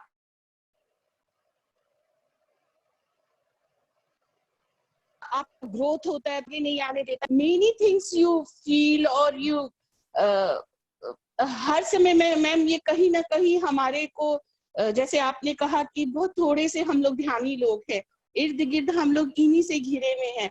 तो मैम इस चीज का मेरा ये जरूर क्वेश्चन है कि डे टू डे लाइफ में हमारा इंटरेक्शन होता है, तो इसको how to deal with that. एक बात मैं बताती हूँ रीता जी, आप बीच में थोड़ा डिस्कनेक्ट हो गई थी, तो मुझे आपका आधा तो सुनाई नहीं दिया, पर आपके एंड में जो क्वेश्चन था उससे मुझे थोड़ा तो ज्ञात हो गया आप क्या जानना चाहते हैं। हाँ। कि ये डे टू डे में हम कैसे मैनेज करें। मैंने जैसे लगता है कि कितना झूठ, हर बात में झूठ बात है, सामने से गलत आ रहे हैं, झूठी बोल रहे हैं, पता चलता है साफ। तो how to deal with all these are all negativity ना मैम। तो कॉन्शियसनेस कहीं ना कहीं तो मैम मैला होता है ना, हम कितना भी ध्यान करते हैं लेकिन लगता है ना ये झूठ बोल रहा है। तो ma'am how to deal with all ये मैं एक बात बताऊं मैडम, हमारा जो पाथ है, ये जो आध्यात्मिकता का पाथ है ना मैडम, हाँ उस स्पिरिचुअलिटी मतलब ये है, आध्यात्मिकता मतलब ये है कि हम दूसरों के जीवन में उंगली ना करें, अपनी हाँ जिंदगी संपूर्ण रूप से जिए। ठीक है। तो अगला कैसे जीता है उस पे हमारा कोई अधिकार नहीं है मैडम। हमारा अधिकार सिर्फ अपने सोच पर है, अपने विचार पर है, अपने भावों पर है। हमें अगले आदमी के ऊपर कहना तो इजी है, मुझे मालूम है ये इतना इजी नहीं है जो मैं कह रही हूँ, पर यथार्थ तो फैक्ट मुझे कहना पड़ेगा कि हमारा कोई हक नहीं है मैडम कि दूसरे कैसे हैं उस पर हम टिप्पणी दे सके। क्यों, मैं इसका ये भी बताती हूँ। क्योंकि मैडम अगर हम सब, हमें क्यों अगला आदमी गलत लगता है मैं ये बताती हूँ। हमें अगला आदमी इसलिए गलत लगता है क्योंकि हमारी सोच एक तरह की है, हम सोचते हैं ये सही है, और जब हमारे सोच के हिसाब से अगला आदमी नहीं रहता हमें वो ठीक नहीं लगता। सामान्य रूप से यही बात होती है। हमें गुस्सा जब आता है मैडम, जब हमारी कुछ एक्सपेक्टेशंस रहती है, हर आदमी की अपनी अपनी एक्सपेक्टेशंस रहती है। जब अगला आदमी उस एक्सपेक्टेशंस के हिसाब से नहीं रहता तो हमें गुस्सा आता है।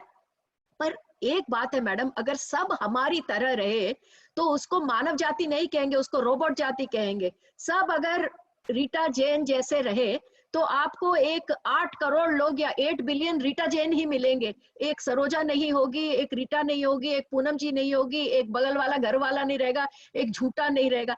ये हमारे मानव जाति की यूनिकनेस है कि हम सब अलग अलग अलग अलग है मैडम, यही हमारी यूनिकनेस है। इस यूनिकनेस के कारण क्या होता है कि हमारे को जब विश्व में हम आए हैं अपने फिजिकल इनकारनेशन में, हमें एक कहते हैं फ्री विल के साथ हमें भेजा है कि वो जो विश्व करता है वो इतना करुणामय है, या उसको स्त्री बोलो या पुरुष बोलो, उसमें कोई लिंग नहीं है। वो इतना करुणामय है ये सृष्टिकर्ता कि जब मनुष्य को इनकारनेशन के साथ यहाँ भेजा, उसको एक पूरी फ्री विल दे दी, तुम्हें जैसा रहना है वैसे रहो। उसके बाद एक ही चीज है जो इस पूरे विश्व को बना के रखता है, उसे कहते हैं लॉ ऑफ कर्मा। बस वो एक ही चीज है जो हमें बांधता है, हमारे ऊपर कोई रोक टोक नहीं है। तो हर आदमी अपने फ्री विल के कारण, अपने कर्मों के कारण अपना अपना डिवाइन प्लान बना के आता है। हमें अगले आदमी के डिवाइन प्लान के बारे में नहीं मालूम मैडम। तो हम अब सिर्फ अपने बारे में जानते हैं, अपने सोच के हिसाब से हम अगले आदमी को बदलना चाहते हैं। तो वो बात तो ठीक नहीं है ना मैडम। जब नेक्स्ट टाइम हमें कोई दिखे जो हमको गलत लगता है, हमें एक बात सोचना चाहिए कि उसका डिवाइन प्लान क्या है हमें मालूम नहीं। शायद उसके डिवाइन प्लान में उसे झूठ बोल के ही कुछ एक्सपीरियंस आना है। उस सब अपने अपने अनुभव के लिए आते हैं। उसके अनुभव में शायद यही है कि वो जब तक झूठ बोले तब तक उसकी जिंदगी में ऐसा कुछ ना हो ताकि उसमें से उसको कुछ अनुभव मिले। हम उसकी पूरी जिंदगी तो हम देखते नहीं है ना मैडम, हम सिर्फ अपने जिंदगी तक देखते हैं। मैं इसलिए कह रही हूँ क्योंकि ये इतना सरल नहीं है मैडम।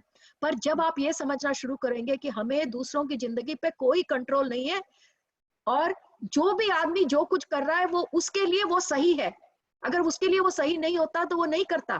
जैसे मैंने पिछली बार कहा ना, सबके अपने अपने धर्म है और उसके हिसाब से हम कर्म कर रहे हैं। उसके धर्म में झूठ बोलना गलत नहीं है। क्यों गलत नहीं है? क्योंकि उसकी सोच उतनी ही है, उसकी सोच वहां तक है। हमारी सोच आगे बढ़ गई है मैडम, क्योंकि हम बढ़ गए। हम ये नहीं सोच सकते कि पूरी जो ये मानव जाति है हमारे साथ हमारे लेवल पे रहे, नहीं रहेगी मैडम। सब हम अपने अपने सफर में हैं, हम सारे मुसाफिर हैं। हम शायद वृद्धात्मा हैं, हम लोग सारे लोग शायद वृद्धात्मा है, पर इस टाइम में ऐसे काफी लोग हैं जो शैशवात्मा है। शैशवात्मा का मतलब तो आप समझते हैं, इन्फेंट सोल। जो इन्फेंट सोल होगा वो हमारी जैसी बातें नहीं कर सकता, क्योंकि उसने उतनी कम जन्में ली होंगी, उसके अनुभव उतने कम होंगे। एक वृद्धात्मा जो बात करता है उसकी सोच अलग होती है। तो जब भी हमें कुछ चीज पसंद नहीं आए इस दुनिया में, एक बात का हमें ख्याल रहे कि हम ये सोचे कि ठीक है, हमारी सोच और उनकी सोच में काफी डिफरेंस है। तो ये शायद हमें थोड़ी और करुणा देता है अगले आदमी के लिए कि वो शैशवात्मा है, हम वृद्धात्मा है। मैं तो ऐसा ही सोचती हूँ मैडम कि ठीक है, उन्हें और कुछ जन्म लगेंगे, उनके अभी समझ इतनी ही है। तो यही एक बात है जो हमें रोक सकती है मैडम ये सोच विचार से। थैंक यू मैम, हमको बहुत समझ में आया कि दिस इज द ब्यूटी, जो आप यूनिकनेस बोल रहे हैं कि this is the beauty and all are the man गुलजस्ता है। इन सब तरह तरह से लोगों का बना हुआ ये संसार एक गुलजस्ता है। आपने बहुत अच्छे से एक्सप्लेन किया। पत्री सर ने भी कहा, आज वो समझ में आ रहा है। सर ने कहा था सर मैम एक सेशन में कि कौरव और पांडव में पांडव कोई महान नहीं थे, पांडव ने ज्यादा जन्म ले लिया था, कौरव ने कम लिया। जो शैशव अवस्था की आप बात कर रहे हैं ना, कि उनको अभी और लर्निंग बाकी थी, बोल के कौरव पांडव से इसलिए पीछे थे, नहीं तो बाकी सब सोल अपनी अपनी जर्नी में चलते हैं। सर ने वहां जजमेंट नहीं किया कौरव और पांडव के लिए, और हम लोग को समझाया था।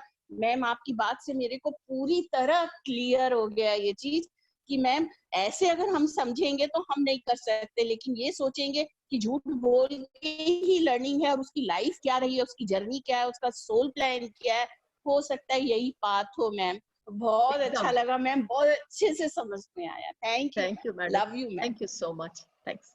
Thank you Rita ji, thank you madam, बहुत अच्छे से आपने ब्यूटीफुली एक्सप्लेन किया है। रीटा जी को समझ में आया, हमें भी समझ में आया। एक का प्रश्न होता है, बहुतों के लिए जवाब होता है।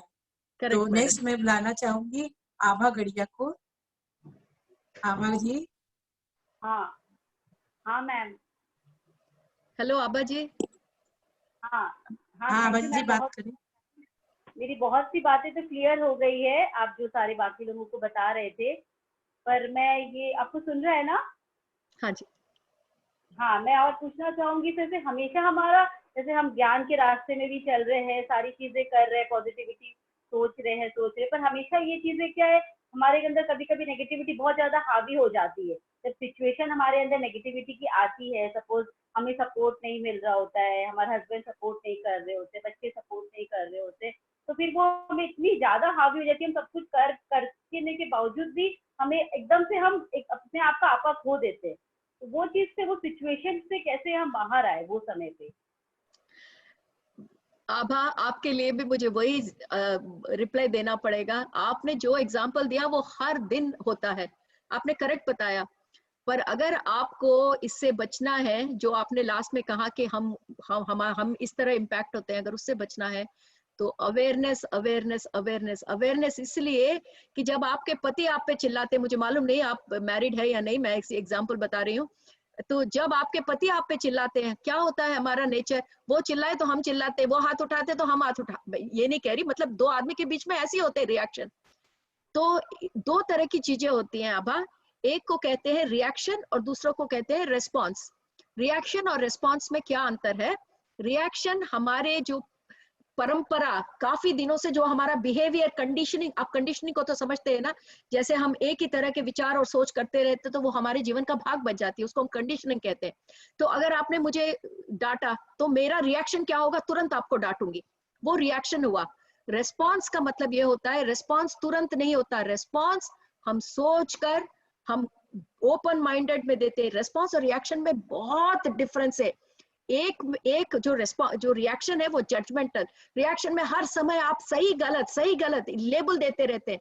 जो रेस्पॉन्स होता है उसपे कोई लेबल नहीं होता, वो ड्युअलिटी के बाहर होता है। ओपन हार्ट, आप अगला आदमी कुछ भी बोले, आप थोड़ा सोचते हैं किस लिए बोला होगा उसने, उसके क्या विचार होंगे, क्या वो बुरा आदमी है? नहीं, वो बुरा आदमी नहीं है, वो अक्सर तो ऐसा नहीं बोलता। इसको रेस्पॉन्स कहते हैं। तो मैं अपने अवेयरनेस क्लास में, जब मैं माइंडफुलनेस क्लास सिखाती हूँ, मैं ये 1-2 क्लास लेती हूँ ये बताने के लिए कि रिएक्शन और रेस्पॉन्स में क्या डिफरेंस है।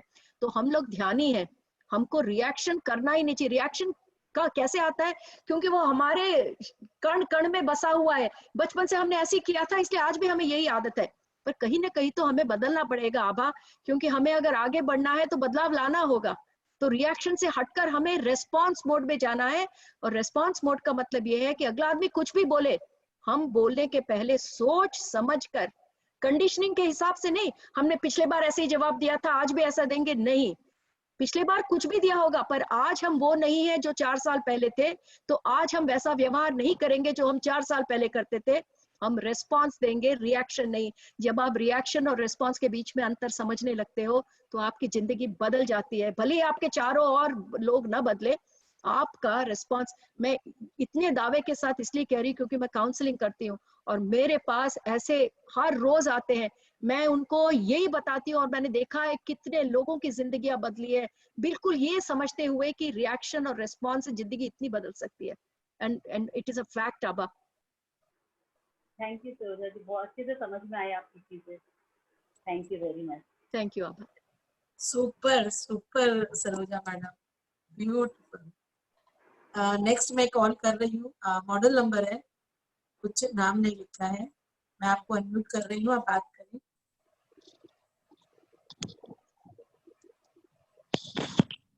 हेलो सरोजमा, आपका नाम नमस्ते। बताएं, आपका नाम बताएं, जी कहाँ श्री से विद्या, हैं? विद्या है, श्री विद्या मेरा नाम। श्री विद्या कहाँ जी, से? हाँ, अब नमस्ते मैम, नमस्ते माँ सरोजमा। कहाँ से हैं आप? हाँ जी, मैं आंध्र प्रदेश आदोनी से हूँ। आदोनी से हैं आप? हाँ, आंध्र कैसे? प्रदेश आदोनी से हूँ माँ। अच्छा जी, हाँ, बोलिए। मैं अच्छी हूँ माँ, सब आपके वजह से है। आपसे इससे पहले मैं 2 बार बात कर चुकी हूँ। मुझे याद आ गया। जब जब मैं आपसे बात करती हूँ, मुझ में एक बहुत आनंद होती है मेरे अंदर। 2 बार बहुत फील कर चुकी हूँ मैं, और अब तक मैंने आपके खाली रिकॉर्डिंग्स देखे हैं, लेकिन लाइव सेशन मैंने एक भी अटेंड नहीं किया था। लेकिन आज अटेंड करने के बाद माँ सच में मुझ में इतनी एनर्जी फ्लो हो रही है, मैं क्या बताऊँ आपको कि बहुत खुशी हो रही है। और आपका वीडियो माँ देखते देखते मैं ऐसे आंखें बंद कर ली थी अपनी। बंद करने के बाद मुझे ऐसा फील हुआ कि मेरे अंदर से एक काला धुआं निकल के चला गया खिड़की से बाहर। बढ़िया श्री विद्या, सच ए ग्रेट थिंग, फैंटास्टिक अम्मा। सच में माँ मुझे बहुत खुशी हुई। आज तो मैं बहुत ही ज्यादा एनर्जी फील कर रही हूँ, पूरा आपकी की वजह से, और मेरी जिंदगी पूरी आप ही की वजह से बदल गई है। बहुत खुशी हुई आपको देखते हुए। मुझे याद है मैंने आपसे बात किया है, पर आज हाँ माँ, हाँ। आपकी शक्ल देखकर बात करते हुए बहुत खुशी हो रही है। श्री विद्या, आप खुश रहे, मेरी आपके लिए यही दुआ है। थैंक यू माँ, thank you so much. Thank you Shri Vidya जी।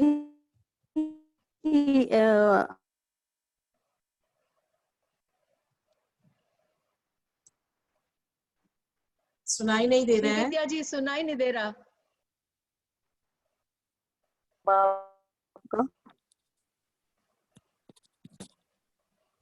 मैं नेक्स्ट देती हूँ क्योंकि समय हो चुका है। हाँ जी। और समय से ऊपर ही हो गया है, लेकिन वही मन में रहता है कि जिसको भी जो शेयर करना है प्लीज थोड़ा जल्दी कर ले। विमला जी थी अभी, विमला जी।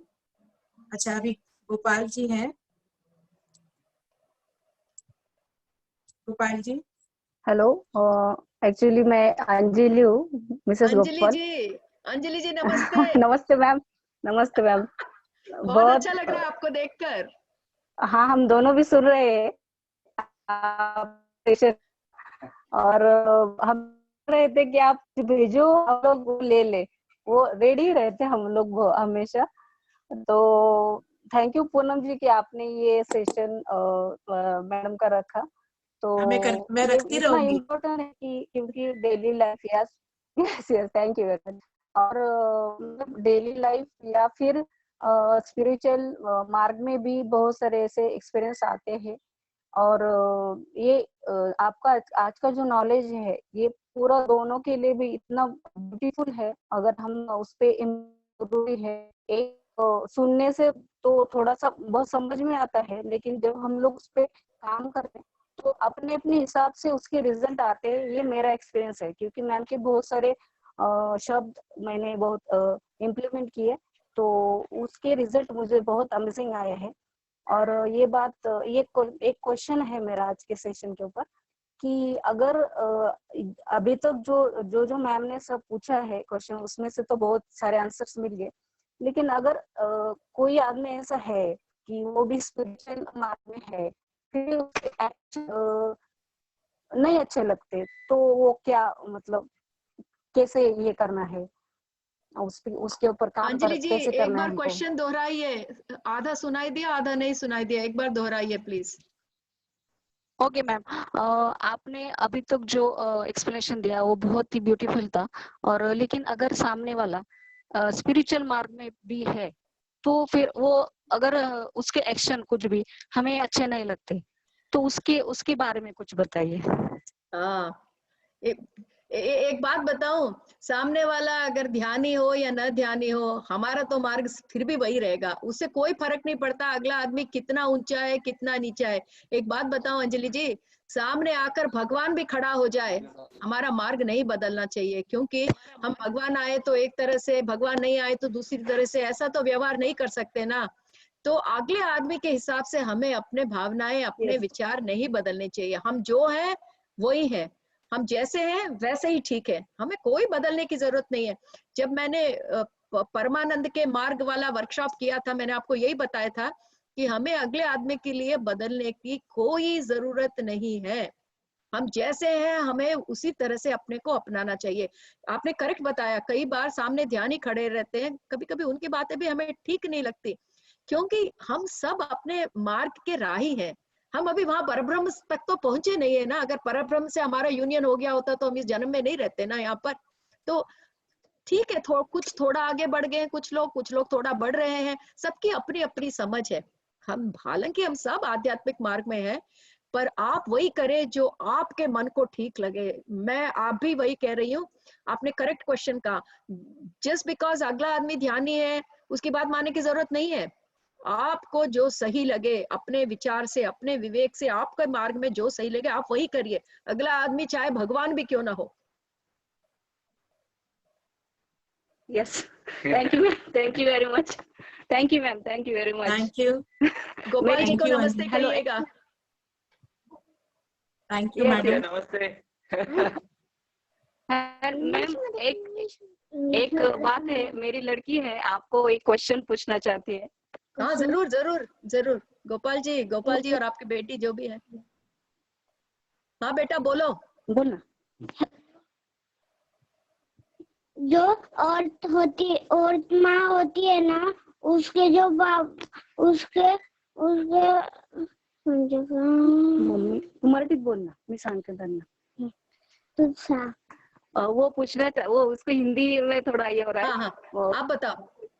हाँ, पूछती हूँ कि अगर हम लोग बोलते हैं ना कि मदर अर्थ है, मतलब अर्थ मदर है हमारी, और उसने एक बार क्वेश्चन किया था कि अगर मदर हमारी अर्थ है तो पापा कौन है।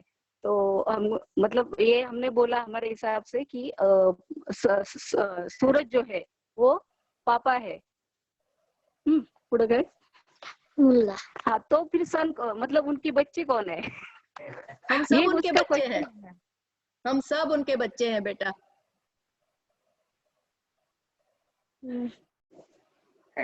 ओके, थैंक यू बेटा। हमें बहुत अच्छा लग रहा है कि आपकी मम्मी तुम्हें इतनी अच्छी अच्छी बातें बता रही हैं कि अर्थ हमारी मदर है। बेटा माँ का ख्याल रखना चाहिए ना, आप जहाँ भी जाओ माँ का ख्याल रखना, ठीक है। जैसे अपने अंजलि मम्मी का ख्याल रखते हो वैसे ही वसुंधरा माँ, अर्थ माँ का भी ख्याल रखना बेटा। हाँ मैम, वो पूरे सेशन में भी आपके बीच में आके आपका पूरा नॉलेज ले लेती है। तो अरे वाह, बड़ा लड़का भी वेरी मच, क्योंकि आपके विजडम की वजह से ना हमारा पूरा फैमिली में बहुत चेंजेस आए, थॉट्स में या फिर बिहेवियर में, पूरा फैमिली। बढ़िया अंजलि जी, आपका तो पूरा ध्यान परिवार है, बढ़िया परिवार। थैंक यू अंजलि जी। बस लास्ट में एक बुलाती हूँ, अब और हैंड रेज होगा तो मैं नहीं बुलाऊंगी।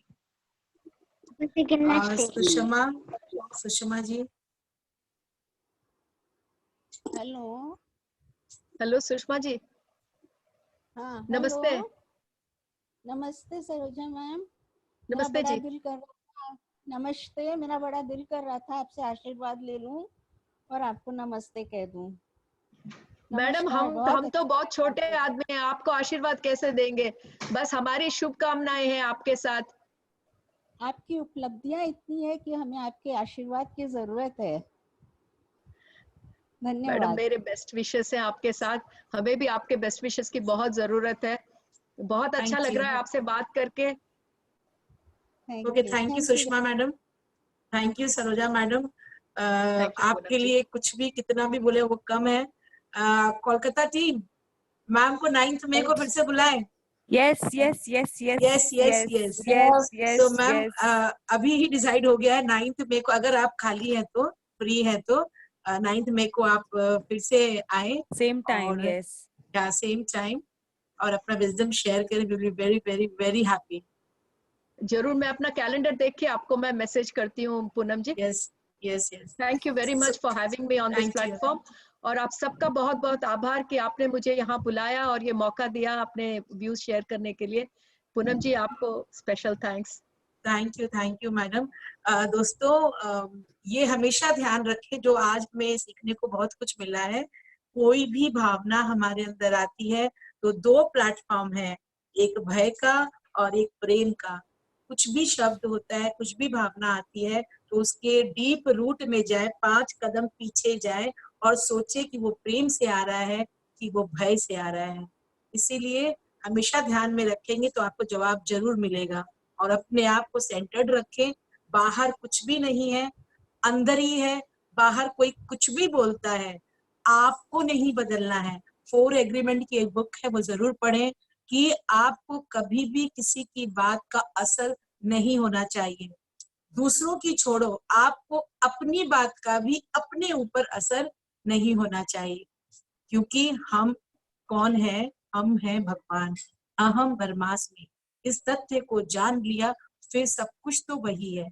सब कुछ ही ब्रह्म है. सब जगह ब्रह्म, जो बोल रहा है, जो सुन रहा है, जो दृष्टा है, जो नहीं है, एवरीथिंग इज गॉड.